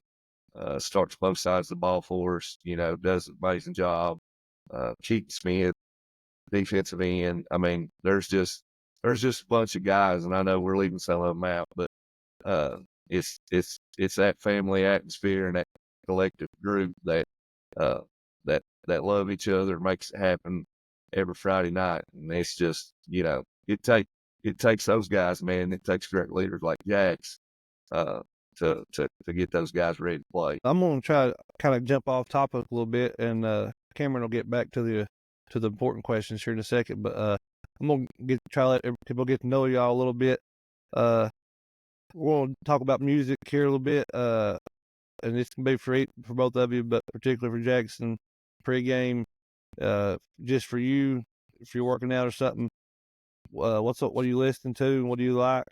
And the second part will be, if you all were UFC fighters, what would be your walkout song before the fight? When I'm lifting in pregame, I really let the music go to the other people. I really just lift and let them take care of the music. But we usually listen to a little bit of rap, and if I'm by myself lifting, I like to get a little country in there. I've always loved country. I listen to it all the time, and I always like listening to that. It may not be a pump-up song or something like that, but it gives a chill vibe to listen to while you're working out. And one of my probably my walkout song, if I was a UFC fighter, would be Hell's Bells. Go back to the original run-out song that we've always ran out to at Honaker. It would probably have to be Hell's Bells.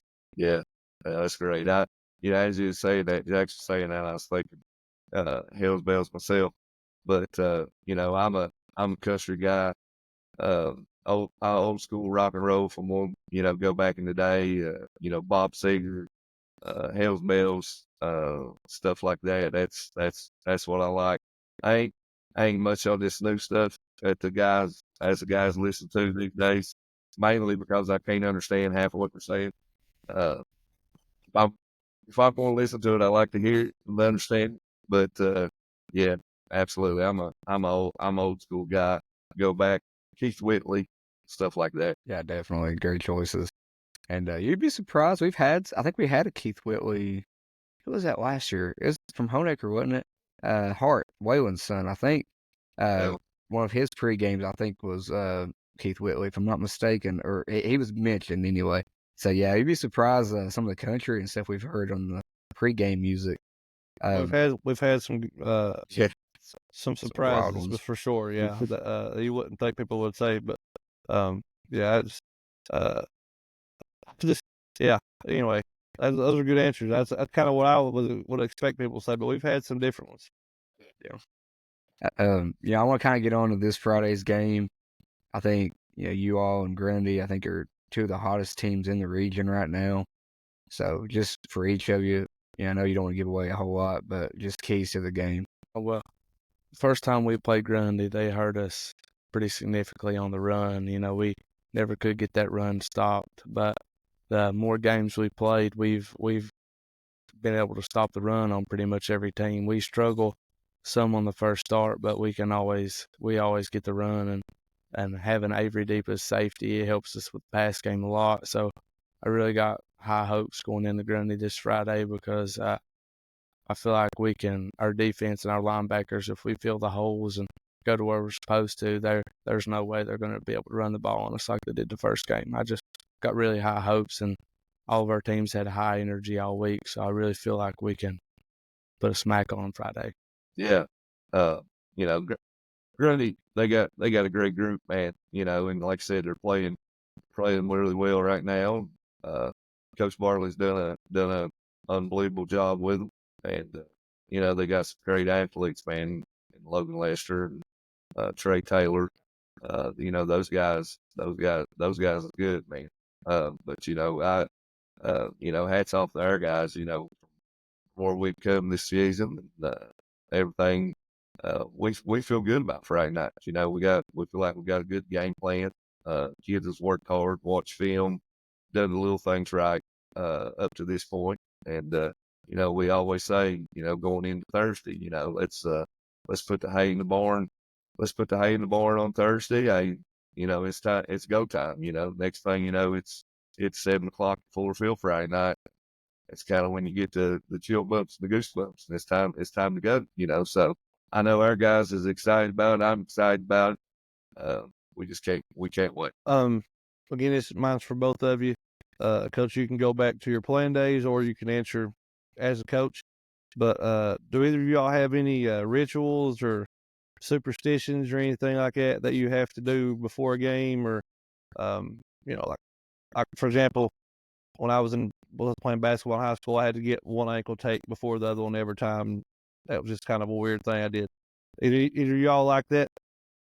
Yeah, I'm definitely like that. Coach Lowe may get mad at me. He can probably tell on what I do throughout the week on huddle, but one of my superstitions would have to be watching film. Like, I know all the coaches tell us to watch film, but it seems that if I watch it by myself, we always lose when I watch it by myself. So I try not to watch it unless we're with a group or with our team. That's the only time I watch film. That's Coach Lowe might get mad at me over that one, but that's what I've believed to happen. So I've kind of lacked on the film watching side and watched it with a group of people instead of by myself. Yeah, that I don't know if it's superstition or what, but I've kind of always been that way. I ain't washed my game pants in like 4 or 5 weeks, so I kind of I like to show up on Friday, and I like to do the same thing as I do every Friday. I like to make sure the team meals the same time, walkthroughs the same time, and my rituals the same time, and so those pants are still hanging. Took them off last Friday night. Put them on again this coming Friday night. So I am a little superstitious, I guess. Kind of always been that way, especially if things is going good, it's working, and we're on a roll. We're gonna keep being on a roll. Yeah, they may not get worse again for a few more weeks. We don't know. Oh, right. I'll ride them all the way. He might start hanging them outside. I only have 2 more questions for you, but this one right here is a little bit more specific to Jaxson. It's life after high school. So, do you have any plans on playing college ball, or if that's not what you're interested in, what do you plan on doing besides that? I'm definitely interested in some college ball, but I've struggled on the side of reaching out to coaches and stuff like that. And being my size, it's not really that many people that wants me to play for their teams, just being honest. So I really thought about going to either Southwest or Bluefield University and getting a bachelor's degree and being a Gaborn whenever I graduate. That's something I've always loved, and love being outdoors, so that's probably been one of my favorite things. And of course, coming back and hopefully being able to help coach and help the players on the field. I love being a team leader, and I like to get the boys fired up, so I'd always love to come back and help out coaching side. I'm gonna jump into some favorites, I guess is what we call it. You don't have to be like, you don't have to think about it too much. Just the first three that pop in your head. What are your three favorite sports movies? That's a good one. Number 3 would have to be Longest Yard with Adam Sandler in there. That's always a good movie. I love watching The Longest Yard. Number 2 would probably have to be Waterboy. You can't go wrong with Waterboy. It's a solid old favorite pick. And number 1, I'd probably have to go with The Blind Side. I love The Blind Side. It's a very inspirational movie, and I love it. For me, I'd say the program, Blue Chips, that Shaq played in, and then Remember the Titans. And it can't never go wrong on the strong side, right? I'm really glad you said Blue Chips because I feel like that's the most underrated sports movie. It never gets enough credit. I don't know if it's because all these young kids these days don't really get a chance to see it, but it never gets brought up, and it's a great movie. And also, Longest Yard's been a popular answer here tonight. There's been a lot of that. Kim, you got one more? You want me to go ahead and finish these out before you get to it? Yeah, I do want to say I'm glad he mentioned the program. I think that's another just great movie people don't talk about a whole lot. But yeah, you can go ahead. I only have one question left for both of them. Okay. With Thanksgiving coming up, we're getting to some food talk here. If you could only pick between ham or turkey, which one you going with? I'm going ham all the way. I love a good salty piece of ham. Can't go wrong with it. Okay. And if you can only pick 3 sides to go with it, what were they? Mashed potatoes, corn, and green beans. Mashed potatoes, deviled eggs, and green beans. Good answers. That's all that's all I got. I'll throw it back to Cameron here in just a sec. I just want to tell y'all, we from my side of it, and obviously Cameron too, but we appreciate y'all's time tonight coming out or coming on. Very much looking forward to watching the game Friday night. I think it's going to be a great environment. It's going to be a great game. I told Coach Bartley from Grundy, I think the winner of this game has a good chance of really making it. I wouldn't be surprised if the winner of this one goes to the region championship. Obviously, got to play them one at a time, but like Cameron said, y'all are two hot teams right now. So I'm looking forward to seeing how it goes. I wish you the best of luck, and I appreciate it. And I'll talk back to Cam. Yeah, I just kind of want to echo, what J. Moore just said. I appreciate y'all coming on, and Coach Lowe said before, but we have covered Honaker. I think we've probably covered Honaker more than a lot of other teams. Especially with last year, the success everybody had. I think we got dubbed the Talking Tigers podcast at one time. So this program is close to us, and we like seeing you all do well. And I think, like Jay Moore said, this Friday night's going to be a heck of a game. 2 very hot teams, a lot of great athletes on the field. And I think as fans, it's going to be a treat for everybody just to watch it. But, to conclude the interview, I want to ask each of you a question, and I'll go ahead and tell you what both of them are now and let you answer them one after the other. But Jaxson, your biggest motivation that you have out there with you, and then Coach Lowe after him, just a message, that you kind of want to share to your team before Friday night. Go ahead and send to you, Jaxson. I got probably 2 ways of motivation. I know my grandpa didn't last long enough and couldn't be able to make it to many of my high school football games, so I always have him as motivation out there as a football game because I know he's watching me from up above, playing the sport I love every day, and I do it for him, and I always write the date that he passed away on my cleats and make sure it's fresh and covered over with a Sharpie before every game to make sure it's not wearing off. And another motivation for me is letting my teammates down. I don't want to let my teammates down, and I'm going to go out on the field and give it the best I got every play. And if I'm tired, I'll get subbed out for maybe one play, and then I'll try to come right back in because I don't want to leave my teammates left hanging out on the field. I'm always going to be there for them on the field and off the field. Yeah, that's great, Jaxson. Hey, we going in Friday night. My message is going to be, hey, guys, when we step out there, man, we're going to battle. for each other, at full field, when you run out, you run out to Tiger Nation and, Hell's Bells is playing and everybody's on their feet. I tell our guys all the time, man, tell our guys today at the end of practice, they ain't no greater feeling than 7 o'clock on Friday night. It's the best time of your life. I'm 39 years old. Gives me chill bumps right now talking about it. Like it won't be no better experience. Your mom, dad, brothers, sisters, aunts, uncle, everybody's gonna be there, man. Town's gonna be there.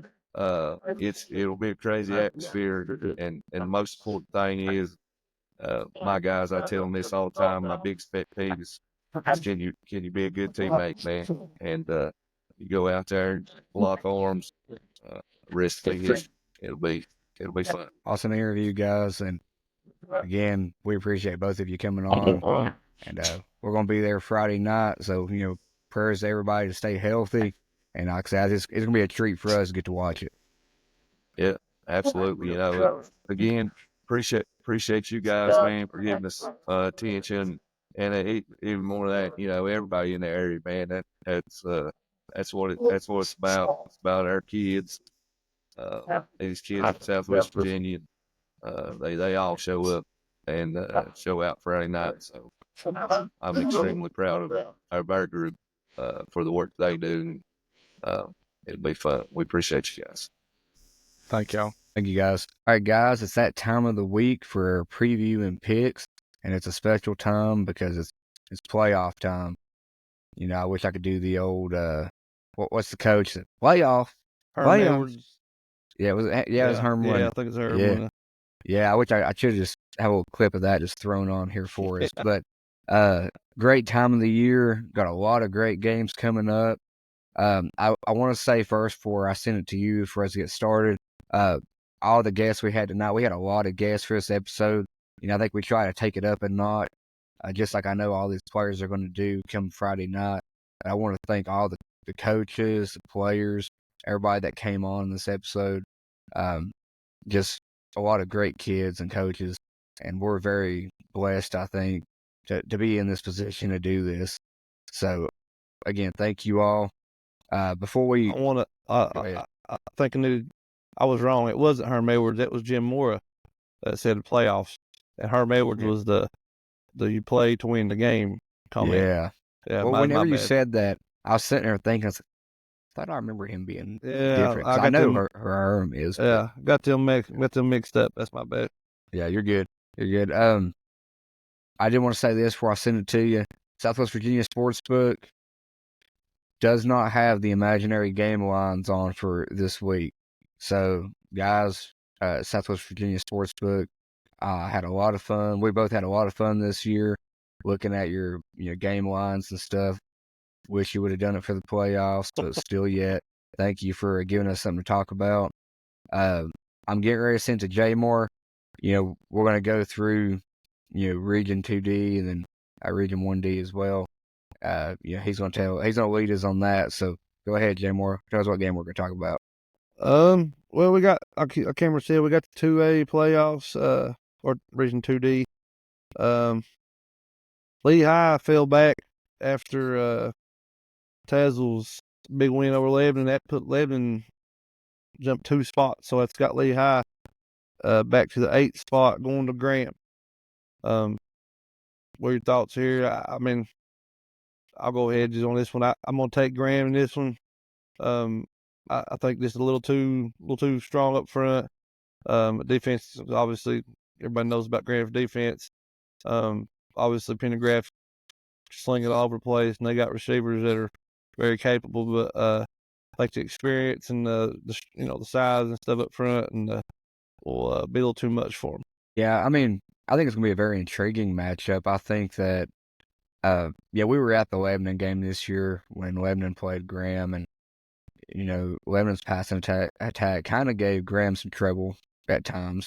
It's hard to judge this coming matchup off of that one, but we have to pick things here and there that could be potential factors, and so that could be a factor. I think that Pendergraft has played great. I mean, he played good in the beginning of the year, but this second half of the year, it's like him and that offense have, stepped up.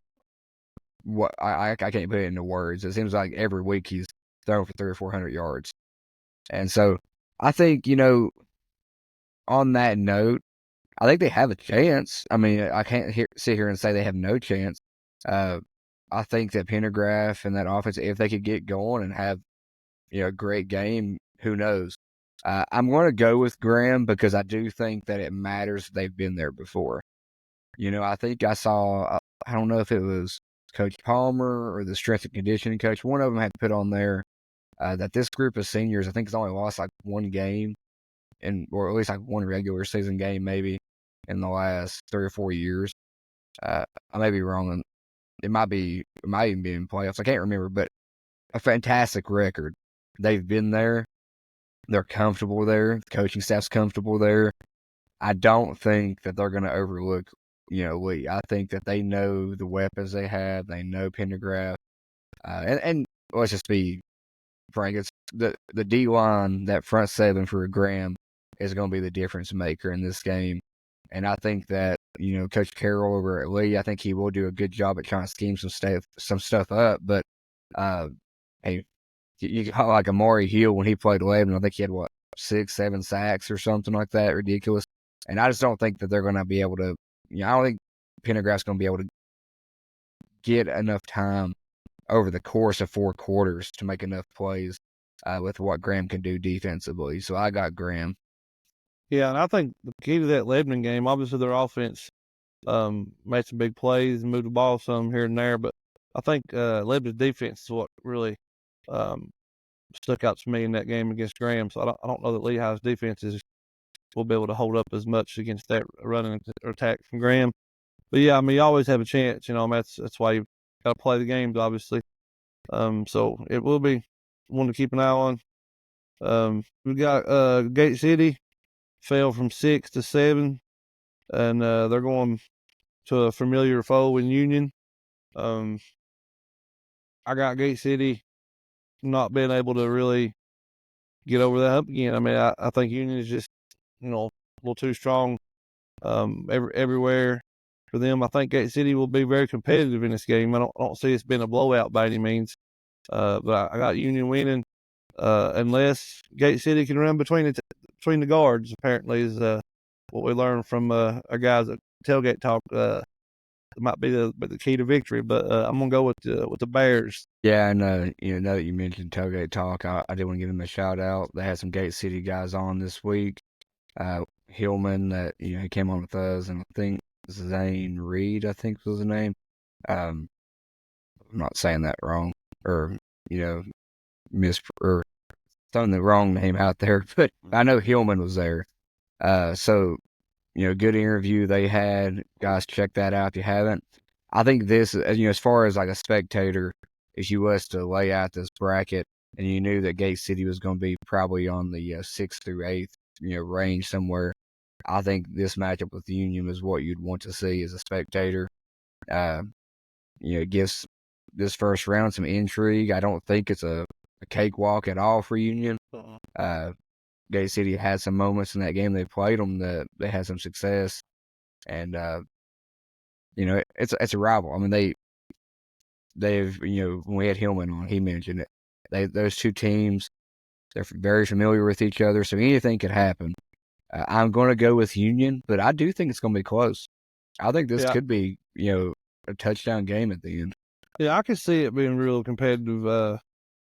I got Union winning by 2 touchdowns at least, but I mean that's still a competitive football game. I don't think they're going to jump out and run away with it by any means.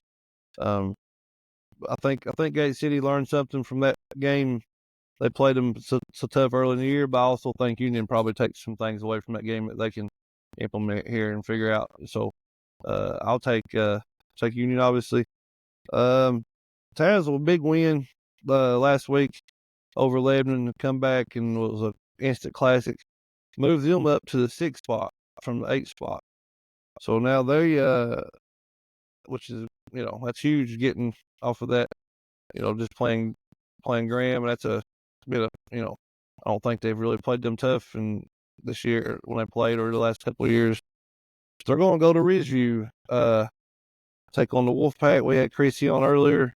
Anytime you got a quarterback like him, the offense like they got, you're going to have a chance. Ridgeview's very good defensively. Seen that against Abingdon. A little bit different of attack that Tazewell will have than Abingdon, but I still think Ridgeview will can limit the big plays and match up with them on the edges and outside on the in the defensive secondary. And I think Ridgeview. I think it'll be a good game. I don't see it's been I don't think it will be a blowout. I think Tazewell got some momentum going into this. I think they moved the ball good enough to not go 3 and out a lot and get the ball back to Ridgeview. I think Ridgeview is going to have some success on offense against Tazewell's defense. So I'm going to take Ridgeview in a 10-point game. I think it might be a little low, but I don't know. I look for it to be close for some reason. I don't think it's going to be. I don't think it'll run away with it. Yeah, no, I completely agree with you. I think that Tazewell's going to bring in some momentum after that game against Lebanon. I know they were down at one point, I think 21-0, but sometimes winning games like that, especially the way they won it, just gives you this sense of belief. It's like, okay, we were meant to be here. This was meant to happen. And this is an opponent that, we talked with Creasy, they've met, past 2 years in the playoffs. So yeah, it's been 3 years in a row. Which is kind of crazy to think about, but. For sure. Yeah. Well, you think that's got to do with the way it's all works out with those districts? You have Graham, you have Virginia Howard, in that one. So they've kind of been that 3rd or 6th. Last year they were a 3 seed. And Ridge, I don't know how that would all play out every year, but it's got to be something kind of algorithm somewhere where they finish 6 and 3, or maybe it's not been 6 and 3, but maybe they played each other every year. It's kind of odd. Yeah, you look at Ridgeview, and I'll get back on the matchup here in a second. But on your point, Ridgeview is always a team. It seems like they are good. I'm not taking away from them, but they, as points wise, I don't think they ever overcome Union or Graham because of the competition they play. And I think at the same time, though, they never fall much further because, they do usually run the table on most of those other teams. Yeah. So I think it just happens to put them right there, at 3rd. And now I think that they're both always in that 3 to 6 range, whether it's 4 or 5 or 3 to 6.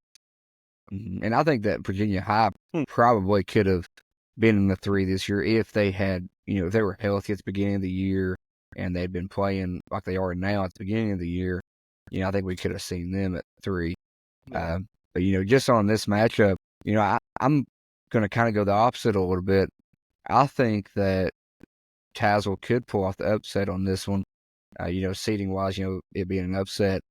I think that Creasy has played him. I know it's a different year. He's got a different, unit around him and stuff, but McDonald, he's still his go-to guy. I think he's going to be able to have some success going in Friday night. But I see this game being a lot like the Lebanon Tazewell game. I think it's going to be a shootout. And I think the fans are really going to get to see 2 great quarterbacks playing, some really good weapons on the outside. Like I said, McDonald, and you got the Baker kid from Ridgeview, and they got a few different, weapons out there.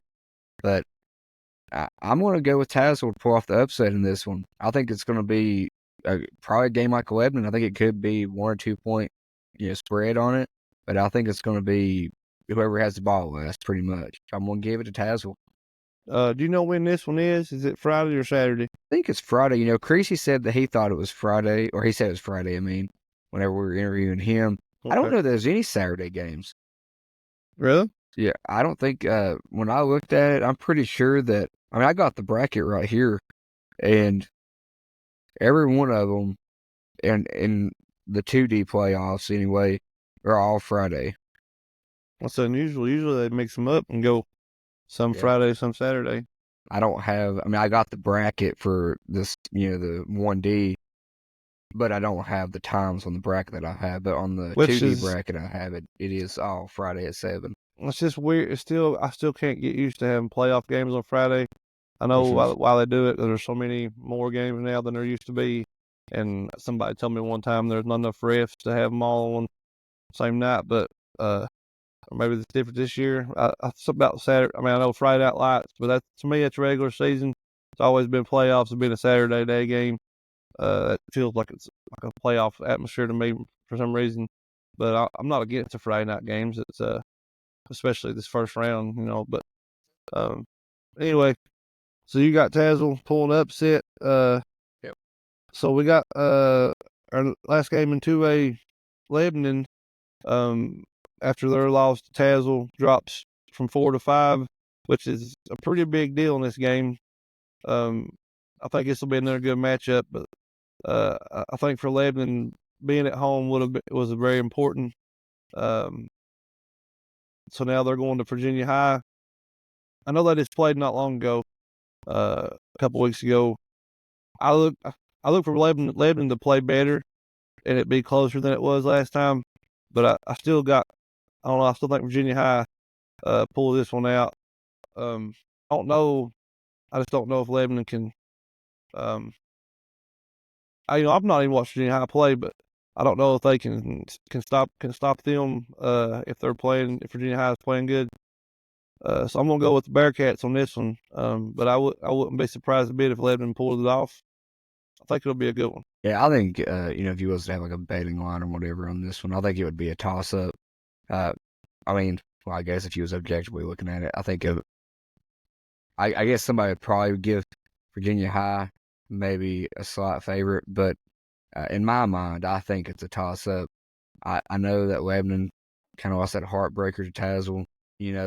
I think that sucks, but I really think that Coach Norris is going to get them reset mentally to go into this. And they did lose to Virginia High already, so in a way, I think that's kind of in this scenario kind of better because now you're looking at it like they beat us before. We have a lot of tape on what we could do better, what we can do going forward, and I feel like the pressure's. I mean, there's pressure because it's playoffs, but everybody expects Virginia High could the potential make a run to state the way they're playing right now. So, I think Coach Norris is going to have his guys ready. I think Reese is going to be locked in. With that being said, I am one of those people that think that Virginia High is one of the better teams in the region and that they could make it to state. I just think right now, Burks, the running back, he's been feeling it. He's been playing good. You can't ignore what he does, so you have to honor that. Have to have somebody in the box for him. But at the same time, Keyshawn Smith, I think that's his name. We mentioned him several times on the pod, but he has just been. He might be the best athlete in Southwest Virginia that nobody's really like spotlighting as much. I feel like people mention him, but I don't think he's been in the spotlight, like focused on as much as what he probably should be. And I've not seen a game here recently that he's not had a big game. So, I got Virginia High winning, but I do think it's going to be close. I could see it being just a few points. And it could be a game as well that whoever has the ball last could win it. Yeah. We'll move over to 1A. I'll call them out. I'll let you give your thoughts first this time. We got number 8, Rural Retreat, going to Ryco. Yeah, I think Rural Retreat's a team. Coach Akers mentioned it a few weeks ago. They're a lot better than what the record shows. I think they just played some really good competition. Losing to Grayson County, George Wythe, Will Holston 2 seed. Then Honaker, who's really hot right now. So you just never know. I think they're the hardest team to really pinpoint on, what they are. With that being said, Ryco, I think they're in a position right now that I know that the goal is to get to state, but in a way, I think it's like, I think they're happy to get through the regular season, to get through the whole, task of trying to go undefeated, have an undefeated regular season. When they got it now, it's done, it's over with. That's gone. Now it's time to like recalibrate and get going. And I think it's probably almost a little bit refreshing to them to get started finally. I have them winning, and I think they're going to win decisively. I do think Roy Treat has some talent. I think the Penwright kid, at quarterback, he's solid. They got some other weapons, but I see that Ryco is just going to control this at the line of scrimmage. And I about bet everything that I have that crowd's going to be wild Friday night. And those horns are going to be blaring. I have Ryco winning this one. Yeah, I think you nailed it with almost the pressure being off of Rycove now. You wouldn't think so being a 1 seed, but I do think there's something to that.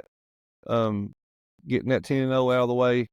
I feel like I don't want to say they were limping to the finish line, but I think they wasn't playing their best football, the last half of the season.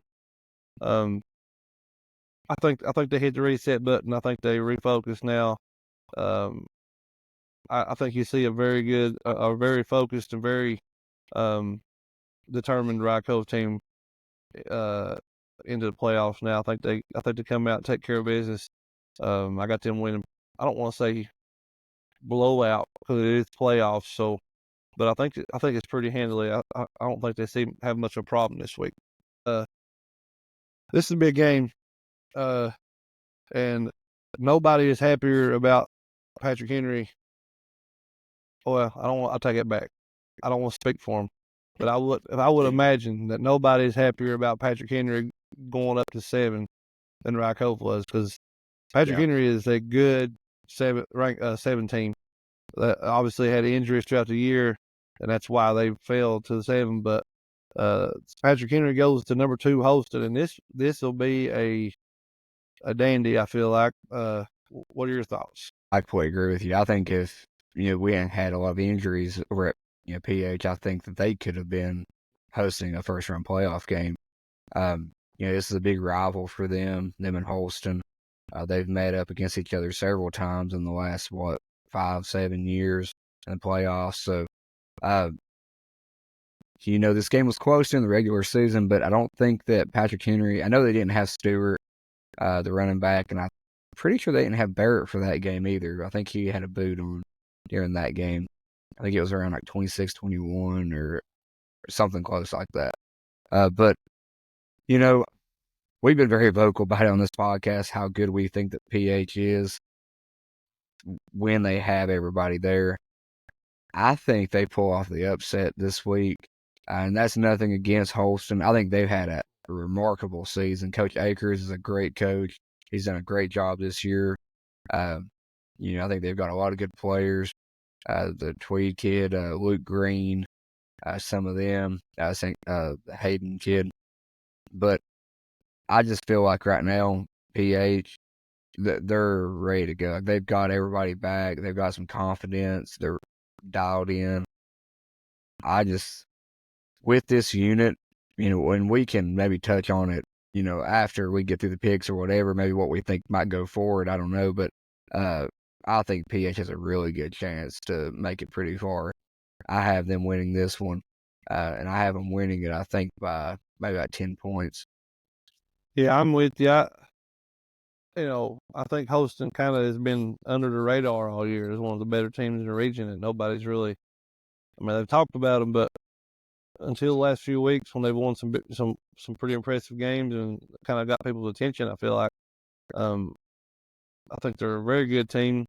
I think it's kind of different, a little bit different styles between the two teams.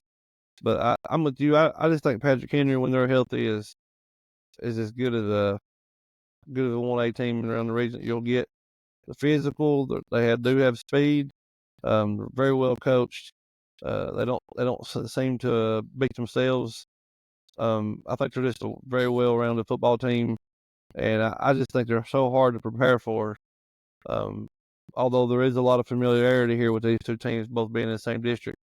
But I think, I think Barrett's a little too much on defense for him. I think he makes a big difference there. I got PH winning. I could see it being, like you said, a couple scores or, But I've just not seen Holston play enough to really make a good guess on what the outcome will be as far as the spread. But I think I could definitely see Patrick Henry, or I'm going to pick Patrick Henry with the upset over the 2 seed. I want to say this too before you go to the next game. Congratulations to Barrett. He ended up signing with Georgetown. So congratulations big shout to out. him. Congratulations. Yep. For football or track or Football. Football. Yep. Next we got Thomas Walker going to East Side. Two Cumberland District foes that are very familiar again with each other. What you got? How you see it playing out? Yeah, I mean, first off, congratulations to Thomas Walker getting there. I think that's a big accomplishment. I think that's going into the year, if you told them that they'd be there in the playoffs, but not only that, but as a 6th seed, I think that would be a huge success. They've played great all year, and we talked about the McCurry kid, all-time leading rusher. I think of Thomas Walker now. He could be a factor in this game. But, to be honest with you, and this is no slight towards them at all, but I think Eastside's got the best matchup maybe in the first round. Given the fact that, they played Thomas Walker just a few weeks ago and, had a lot of success there playing against them. I know it's hard to beat a good team twice, but I think that they are just comfortable in that game. I think they're going to be well equipped to go into this one and get a win again. I say that this is the best preferred matchup for a team opposed to Rye Cove and Rural Retreat, because Rural Retreat is still relatively a wild card. With Thomas Walker and Eastside, I think this game happened just a few weeks ago, and I think Eastside's still going to just continue to build on that. Coach Rhodes knows how to get his players focused. And one thing about it is, I feel like teams where you see them slip up and, maybe, have an upset or whatever in the playoffs is when their defense kind of falters a little bit. And one thing about Eastside is they are very sturdy on that side of the ball. I can't remember the stat, but I think the other day that they put on there, they had several shutouts this year. I think maybe a school record. They've broken a lot of school records this year in the short history of that school. But yeah, I'm going with the East Side. I think Kelton Hamilton has a heck of a game again on the defensive side of the ball. I'm sure he will on offense too, but defensively, I think this is going to be a good game for East Side. I have them winning. Yeah, I think it's like everything you said. Their defense shows up. Good chance they'll pitch in their shutout. Especially with it being a district very familiar opponent. Got a lot of film on them, so I got East Side winning pretty handily. So get to our last one here. This is the big one. For us this week, I think we picked. Well, we didn't really pick a game of the week, but I think we're both gonna go to this one. You got Grundy jumping all the way up to 5 now, after hanging out around that first part of the schedule was tough, and they'll being out of the playoffs to the 8 seed to a 7. Now they're up to 5. Going to Honaker. Honaker, kind of the opposite of Grundy. Started out kind of, well, not really opposite, but kind of the same, I guess, in a way. Started out playing not great, but not terrible. And then all of a sudden now here they are rolling again. Got things clicking, seems like in the right direction. So what's your thoughts? Who you got? Yeah, I mean, this is a game we're going to try to go to. We haven't dubbed anything as being the game of the week, but I think this is probably the game of the week. I mean, you can't ask for much better than this as a football fan, especially in Southwest Virginia. You have Grundy with the Maryland eye, some of the best backs in the region, maybe one of the best athletes in all the state, and Logan Lester for them. You look over on Honaker's side, you have the air raid attack. You got Peyton Music, Avery, but you got Peyton being one of the best quarterbacks, in the state. You have a lot of playmakers on the field, not just decent play. I'm talking about state level type playmakers. And it's Friday night at Fuller Field. Both the teams are super hot right now. I think that Honaker's on I can't remember, 4 or maybe 5 or 6 game winning streak. I can't remember what the exact number is off the top of my head, but They won the Hogo again. Huge accomplishment for them. Despite some of the the changes within the staff this year, they have the players have just kept rolling, and that their offense seems to be, even though it was good at the beginning of the year, it seems to have gotten better and better. And we talked about at the beginning of the year, we said, you know what? The longer the year goes on, we might see this offense really come into playoff form, and they have. And defensively, they have found out what works to stall off the run or hold off the run just enough for that offense to outscore the other team. I don't think they have completely shut down the run.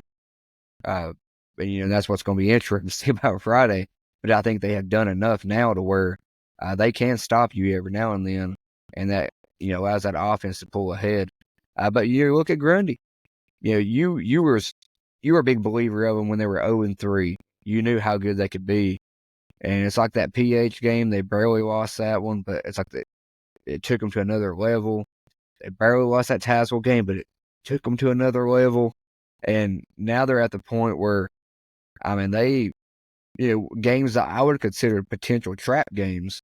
I know Central and Marion didn't have a great year win-loss wise, but they had played decent in spurts, and they just, walked through them like it was nothing, and no sense of a mental lapse or anything against those teams.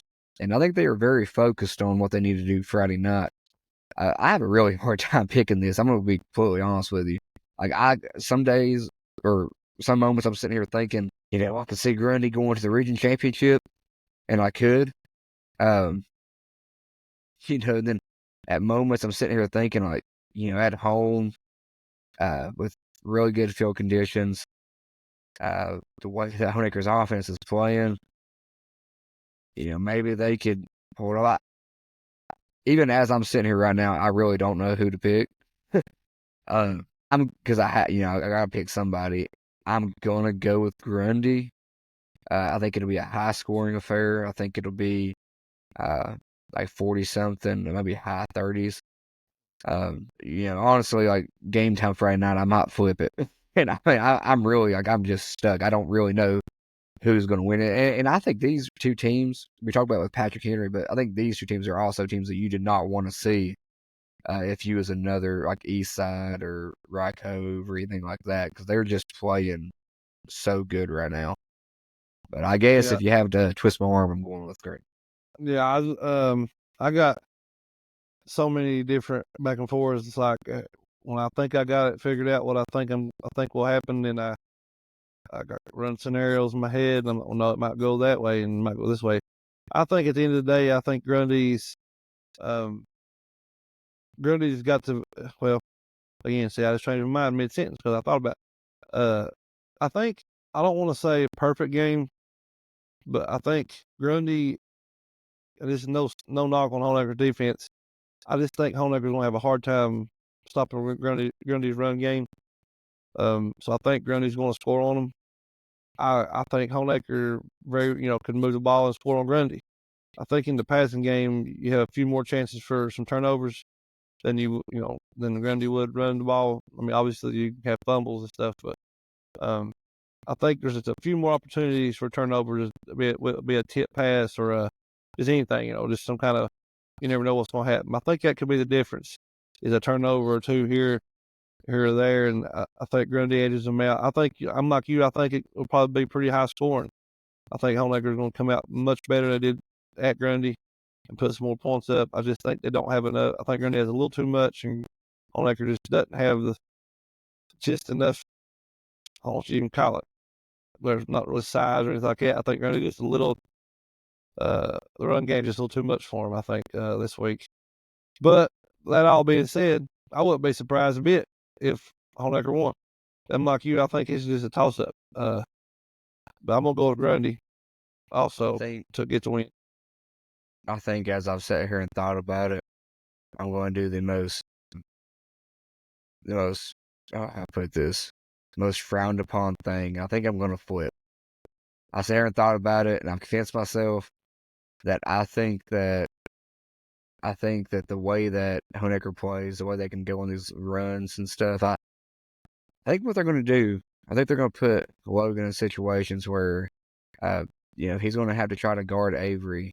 Avery being in the slot, there's going to be a lot of lateral movement, going side to side. I think you're going to have Logan constantly involved on the defensive side. And not that he's done it all year and he's still put up numbers on offense, but I think it might be just a little too much this Friday. I think that the way they're going to do that, I think that Avery is going to have a big game. And I don't know. Like I said, and I could flip it again for Friday, but I think that I could see this being like Honaker all of a sudden just quickly jumping up like 14-20 nothing or whatever, and Grundy coming back. But just the lead that Honaker has at the beginning of the game, they carry to the end. I think that's kind of what I'm feeling right now. I'll throw this out there too. I don't know. I feel like they're probably going to double Avery like I did at Grundy, with somebody over top the whole time. But they mentioned Jaxson mentioned Avery playing safety, being a big contributing in the pass defense against some of these teams. You're going to have Avery's going to come up and get involved, stop a run. Do you think that wears on him at all? Possibly, having to come up and just every play come up and make it, be involved in a tackle. You never know. I don't know. Like it just that could happen. Like I said, I'm not mad at y'all for flipping because I'm not completely convinced myself that I'm picking. I believe in my pick all that much. The one thing you did say there that could be a very good possibility, if Grundy jumps up early, the way Honaker plays, there's a better chance for them to get back into it quicker. If Honaker jumps ahead, the running game for Grundy, you might run out of time. That could be a very big factor if that were to happen. If one of them gets off to a slow start, I think that benefits Honaker. They can afford to do that with the way they throw the ball. There's all kinds. Like I said, we can talk about this forever about all the little scenarios. So, but yeah, I don't blame you a bit for flipping. Like I said, I'm not completely convinced myself. I think for me, I just see, because we all know how it looks at the beginning of the year with the doubling Avery and all that, but the last few weeks, I don't think they quit doubling him. But he had, I think, 11 catches for almost 250 yards last week. He did, but Logan wasn't. I know. Oh, I know. I agree. Yeah, Logan's maybe I'm putting too much in. I might be putting too much into that. I think he's a little different. But Avery, I agree with that. But Avery's size though, Grundy doesn't have anybody size wise, like height wise. That could be a big thing. Like if you put two of them on him, a perfectly thrown ball over somebody's head, it doesn't matter if you be all over him. If he goes up and gets it, nothing you can do about that. You know what I mean? So that's a good point. Like, it's just one of those things where some people, so you can't guard everything. You know what I mean? So you might be right on it. I'm not sure. Maybe I'm putting too much into the first game. You know what I mean? Maybe that was, I don't know. We'll see. I'm looking forward to it. So you got, okay, let me write this down. Okay. So let's review this real quick. I'm going to go ahead. I want us to pick them out to see how accurate we are moving forward. Okay. I kind of thought you got Rye Cove playing, or Patrick Henry going to Rye Cove. No, did they reseed going in the second round? Because I saw different things. Some people say they do, some people say they don't. I thought the high seed or like 7, whatever. I thought it was still by seeds. That's all I'm curious about, because if you don't reseed them, Patrick Henry would play the winner of Eastside Thomas Walker. Yeah, if you don't reseed them, but unless they've changed it, I thought they reseeded everybody. See, I know they do in professional, like in NFL, but I've seen people say it both ways online. So I don't know. I'm not figuring that out. It's interesting. I wish we knew the answer to that. because that changes. We're not going to pick anything then because there's no well, point. we can run it off of the fact that we can run it off them reseeding. I do know for a fact that in the past, I can't remember how long ago this was, so this could be completely wrong. And I might be just making up a memory that I have. But I do know for a fact that before I've heard this, like people, it changes, but it is based on seeding. Because I've heard people talk about, we'll go like on a Friday night game's over with, they'll say we'll play the winner of whoever, or they've announced. I've heard, I remember that happening. Yeah, well, we'll pick them, but based on reseeding. I could be completely wrong. I could be dreaming. I could have just have like a false memory of something like that, and then I'll be true. I think there's some truth to that. Let's pick them based on reseeding. We'll go like this next week. We'll pick them. Yeah, however they do it. Yeah. All right. So if we do it with the reseed or whatever, high seed going to wherever, you got Patrick Henry going to Rye Cove in what will be an absolute just physical. But yeah, it'd be great. Yeah. And then you got Honaker going to Eastside. Any thoughts on that possible matchup? So we're picking, right? Yeah, because I'm gonna write down your winners. So let's touch on. I want to go on the Honaker Eastside one. I think that would be a heck of a matchup. Those two teams haven't met this year. It'd be very interesting to see Coach Rhodes and the game plan he would have for Peyton and Avery. Eastside's got a lot of good defensive players there, talent. These games are against in the Region 1D. It's in my opinion is the most intriguing because I could see a lot of them going either way. Mm-hmm. If Honaker is able to beat Grundy, then I think they have what it takes. Not to say anything, not to say Grundy's better than Eastside, but just the style. If they can beat Grundy, that means I think they can handle the style, that running game enough. And I have them beating Eastside. Okay. So you got Honaker playing. Who you got the other one? And and Rye Cove and Patrick Henry. This game that's another close one. You're gonna see offensive fronts and defensive fronts like you probably won't see in any other game. At least in the Region 1D, you're gonna have Barrett on Patrick Henry. You got what's the kid's the younger kid Lawson, I think, for Rye Cove, huge kid. I'm sure they'll be matched up on one another. Having Landon there and Stewart on the other side. I mean, it's just there's so many different things there, and they're at Rye Cove with that fan base. It's a dream matchup, really, and it's gonna be a lot of hard hitting. I have Rye Cove winning it. I think that Landon will be the difference in that. You have a player like that. It's just a special talent. I think at a certain point he's going to show. Not that he hasn't showed up, but in those games he's going to show up even more. So I have Landon win, or I have Rye Cove win. So you got a little bit of a rematch here in the championship game. Yes. Who you got winning the region? Yeah, I think that Rye Cove has that it factor this year. I think they're destined to get on up the road, and we'll see what happens then. But I just think what Rye Cove can do, they can go different ways. They can spread it out. They can just straight run it every single play if they need to. And I do think it'll be closer, but I think, Coach Collier and that group will be well equipped and aware of what Honaker will bring to the table, especially if they get that far. And I think they're just going to keep it out of their hands. And I think they have the unit that can do that. So I have Rye Cove winning that one and advancing. Yeah. I hate to even jinx it, but I got Rye Cove winning Region 2. I think Rye Cove and Grundy get to play each other. That's kind of what the matchup I've been looking forward to possibly seeing all year. I think that's what we get. I got Rye Cove beating Patrick Henry. I got Grundy beating Eastside. And again, I can spend way too much time talking about these different scenarios and just why I think things. And again, the fact, okay, here's how crazy it is that you kind of mentioned already.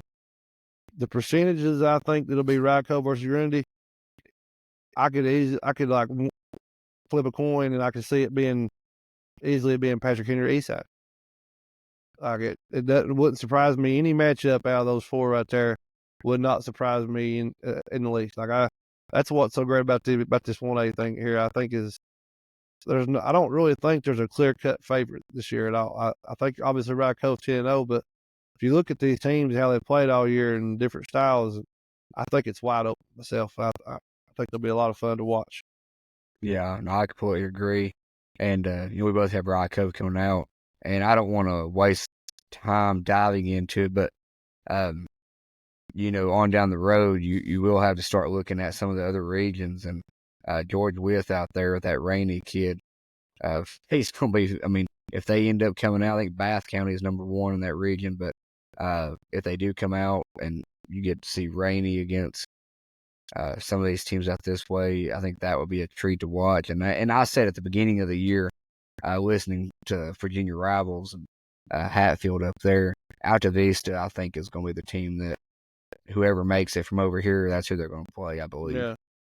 Who'd you have you had Tazewell beating Ridgeview in an upset. So if we go by the reseed thing, you have Tazewell playing Graham. Who did you pick in the other games? I can't remember.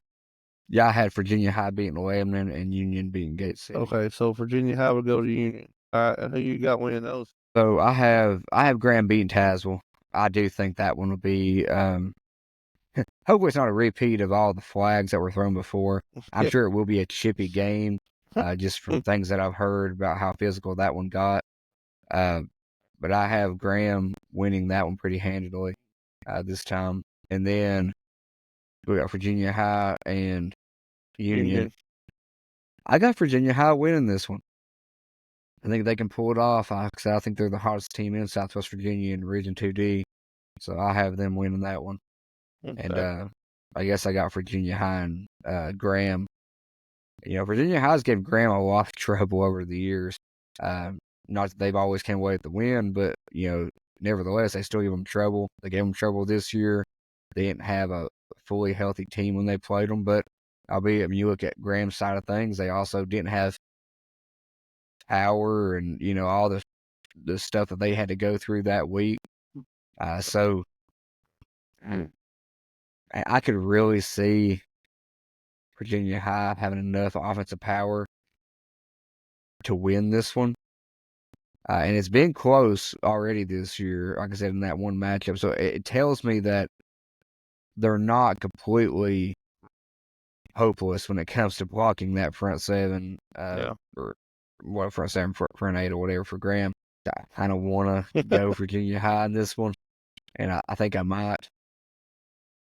So hard. It's hard to go against Graham though. They've been there. I'm writing it down. You took them Virginia High. Yeah, I'll go Virginia High. I'll stand by it. I don't know. I'm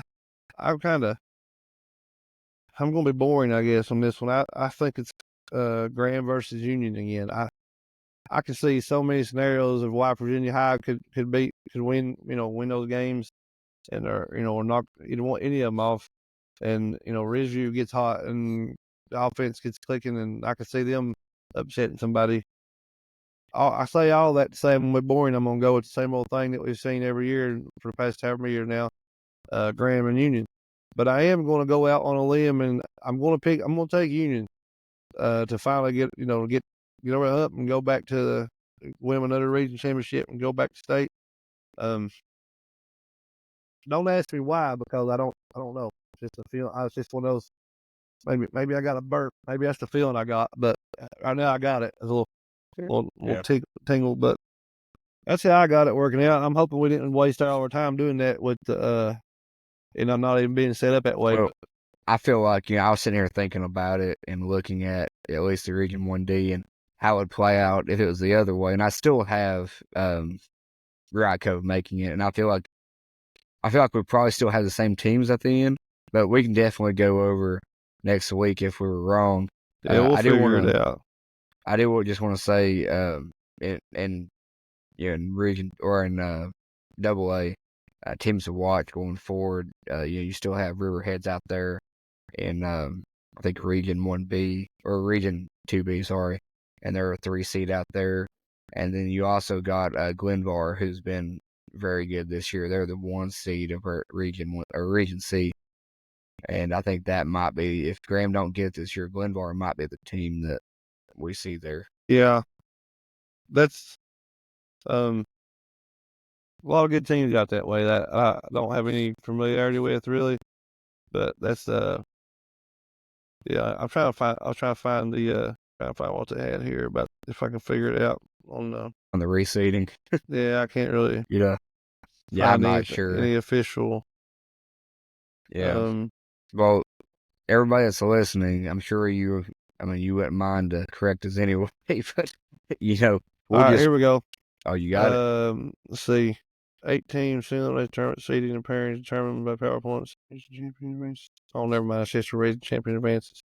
Well, I know there's probably got to be a thing to type in that would be. Yeah, obvious answer, but like I somebody said, will let us know. Yeah, listeners, or watchers, when you're listening or watching this, let us know. And you got our full breakdown of what we think is going to happen if they do reseed. But nevertheless, we're all the lucky ones that we get to go and watch these games and get to listen to them, and it's going to be a treat to see what happens, and it's going to be a treat to continue our coverage over the next few weeks and get some of these players and coaches on, especially as we start to really focus in on the final stretch going forward. So, just excited, man. Yep. I can't wait till Friday. It'll be a great game. Can't wait to keep up with all of them. It'll probably be one of them deals where I'm at Honaker watching them and Grundy while I have another game pulled up on the NFHS or whatever it is, watching another one while we're there. I'll definitely have scores pulled up for sure. So if y'all see us out there, say hey. Yeah, looking forward to it, and holler at us. You got anything else? That'll be it. God bless.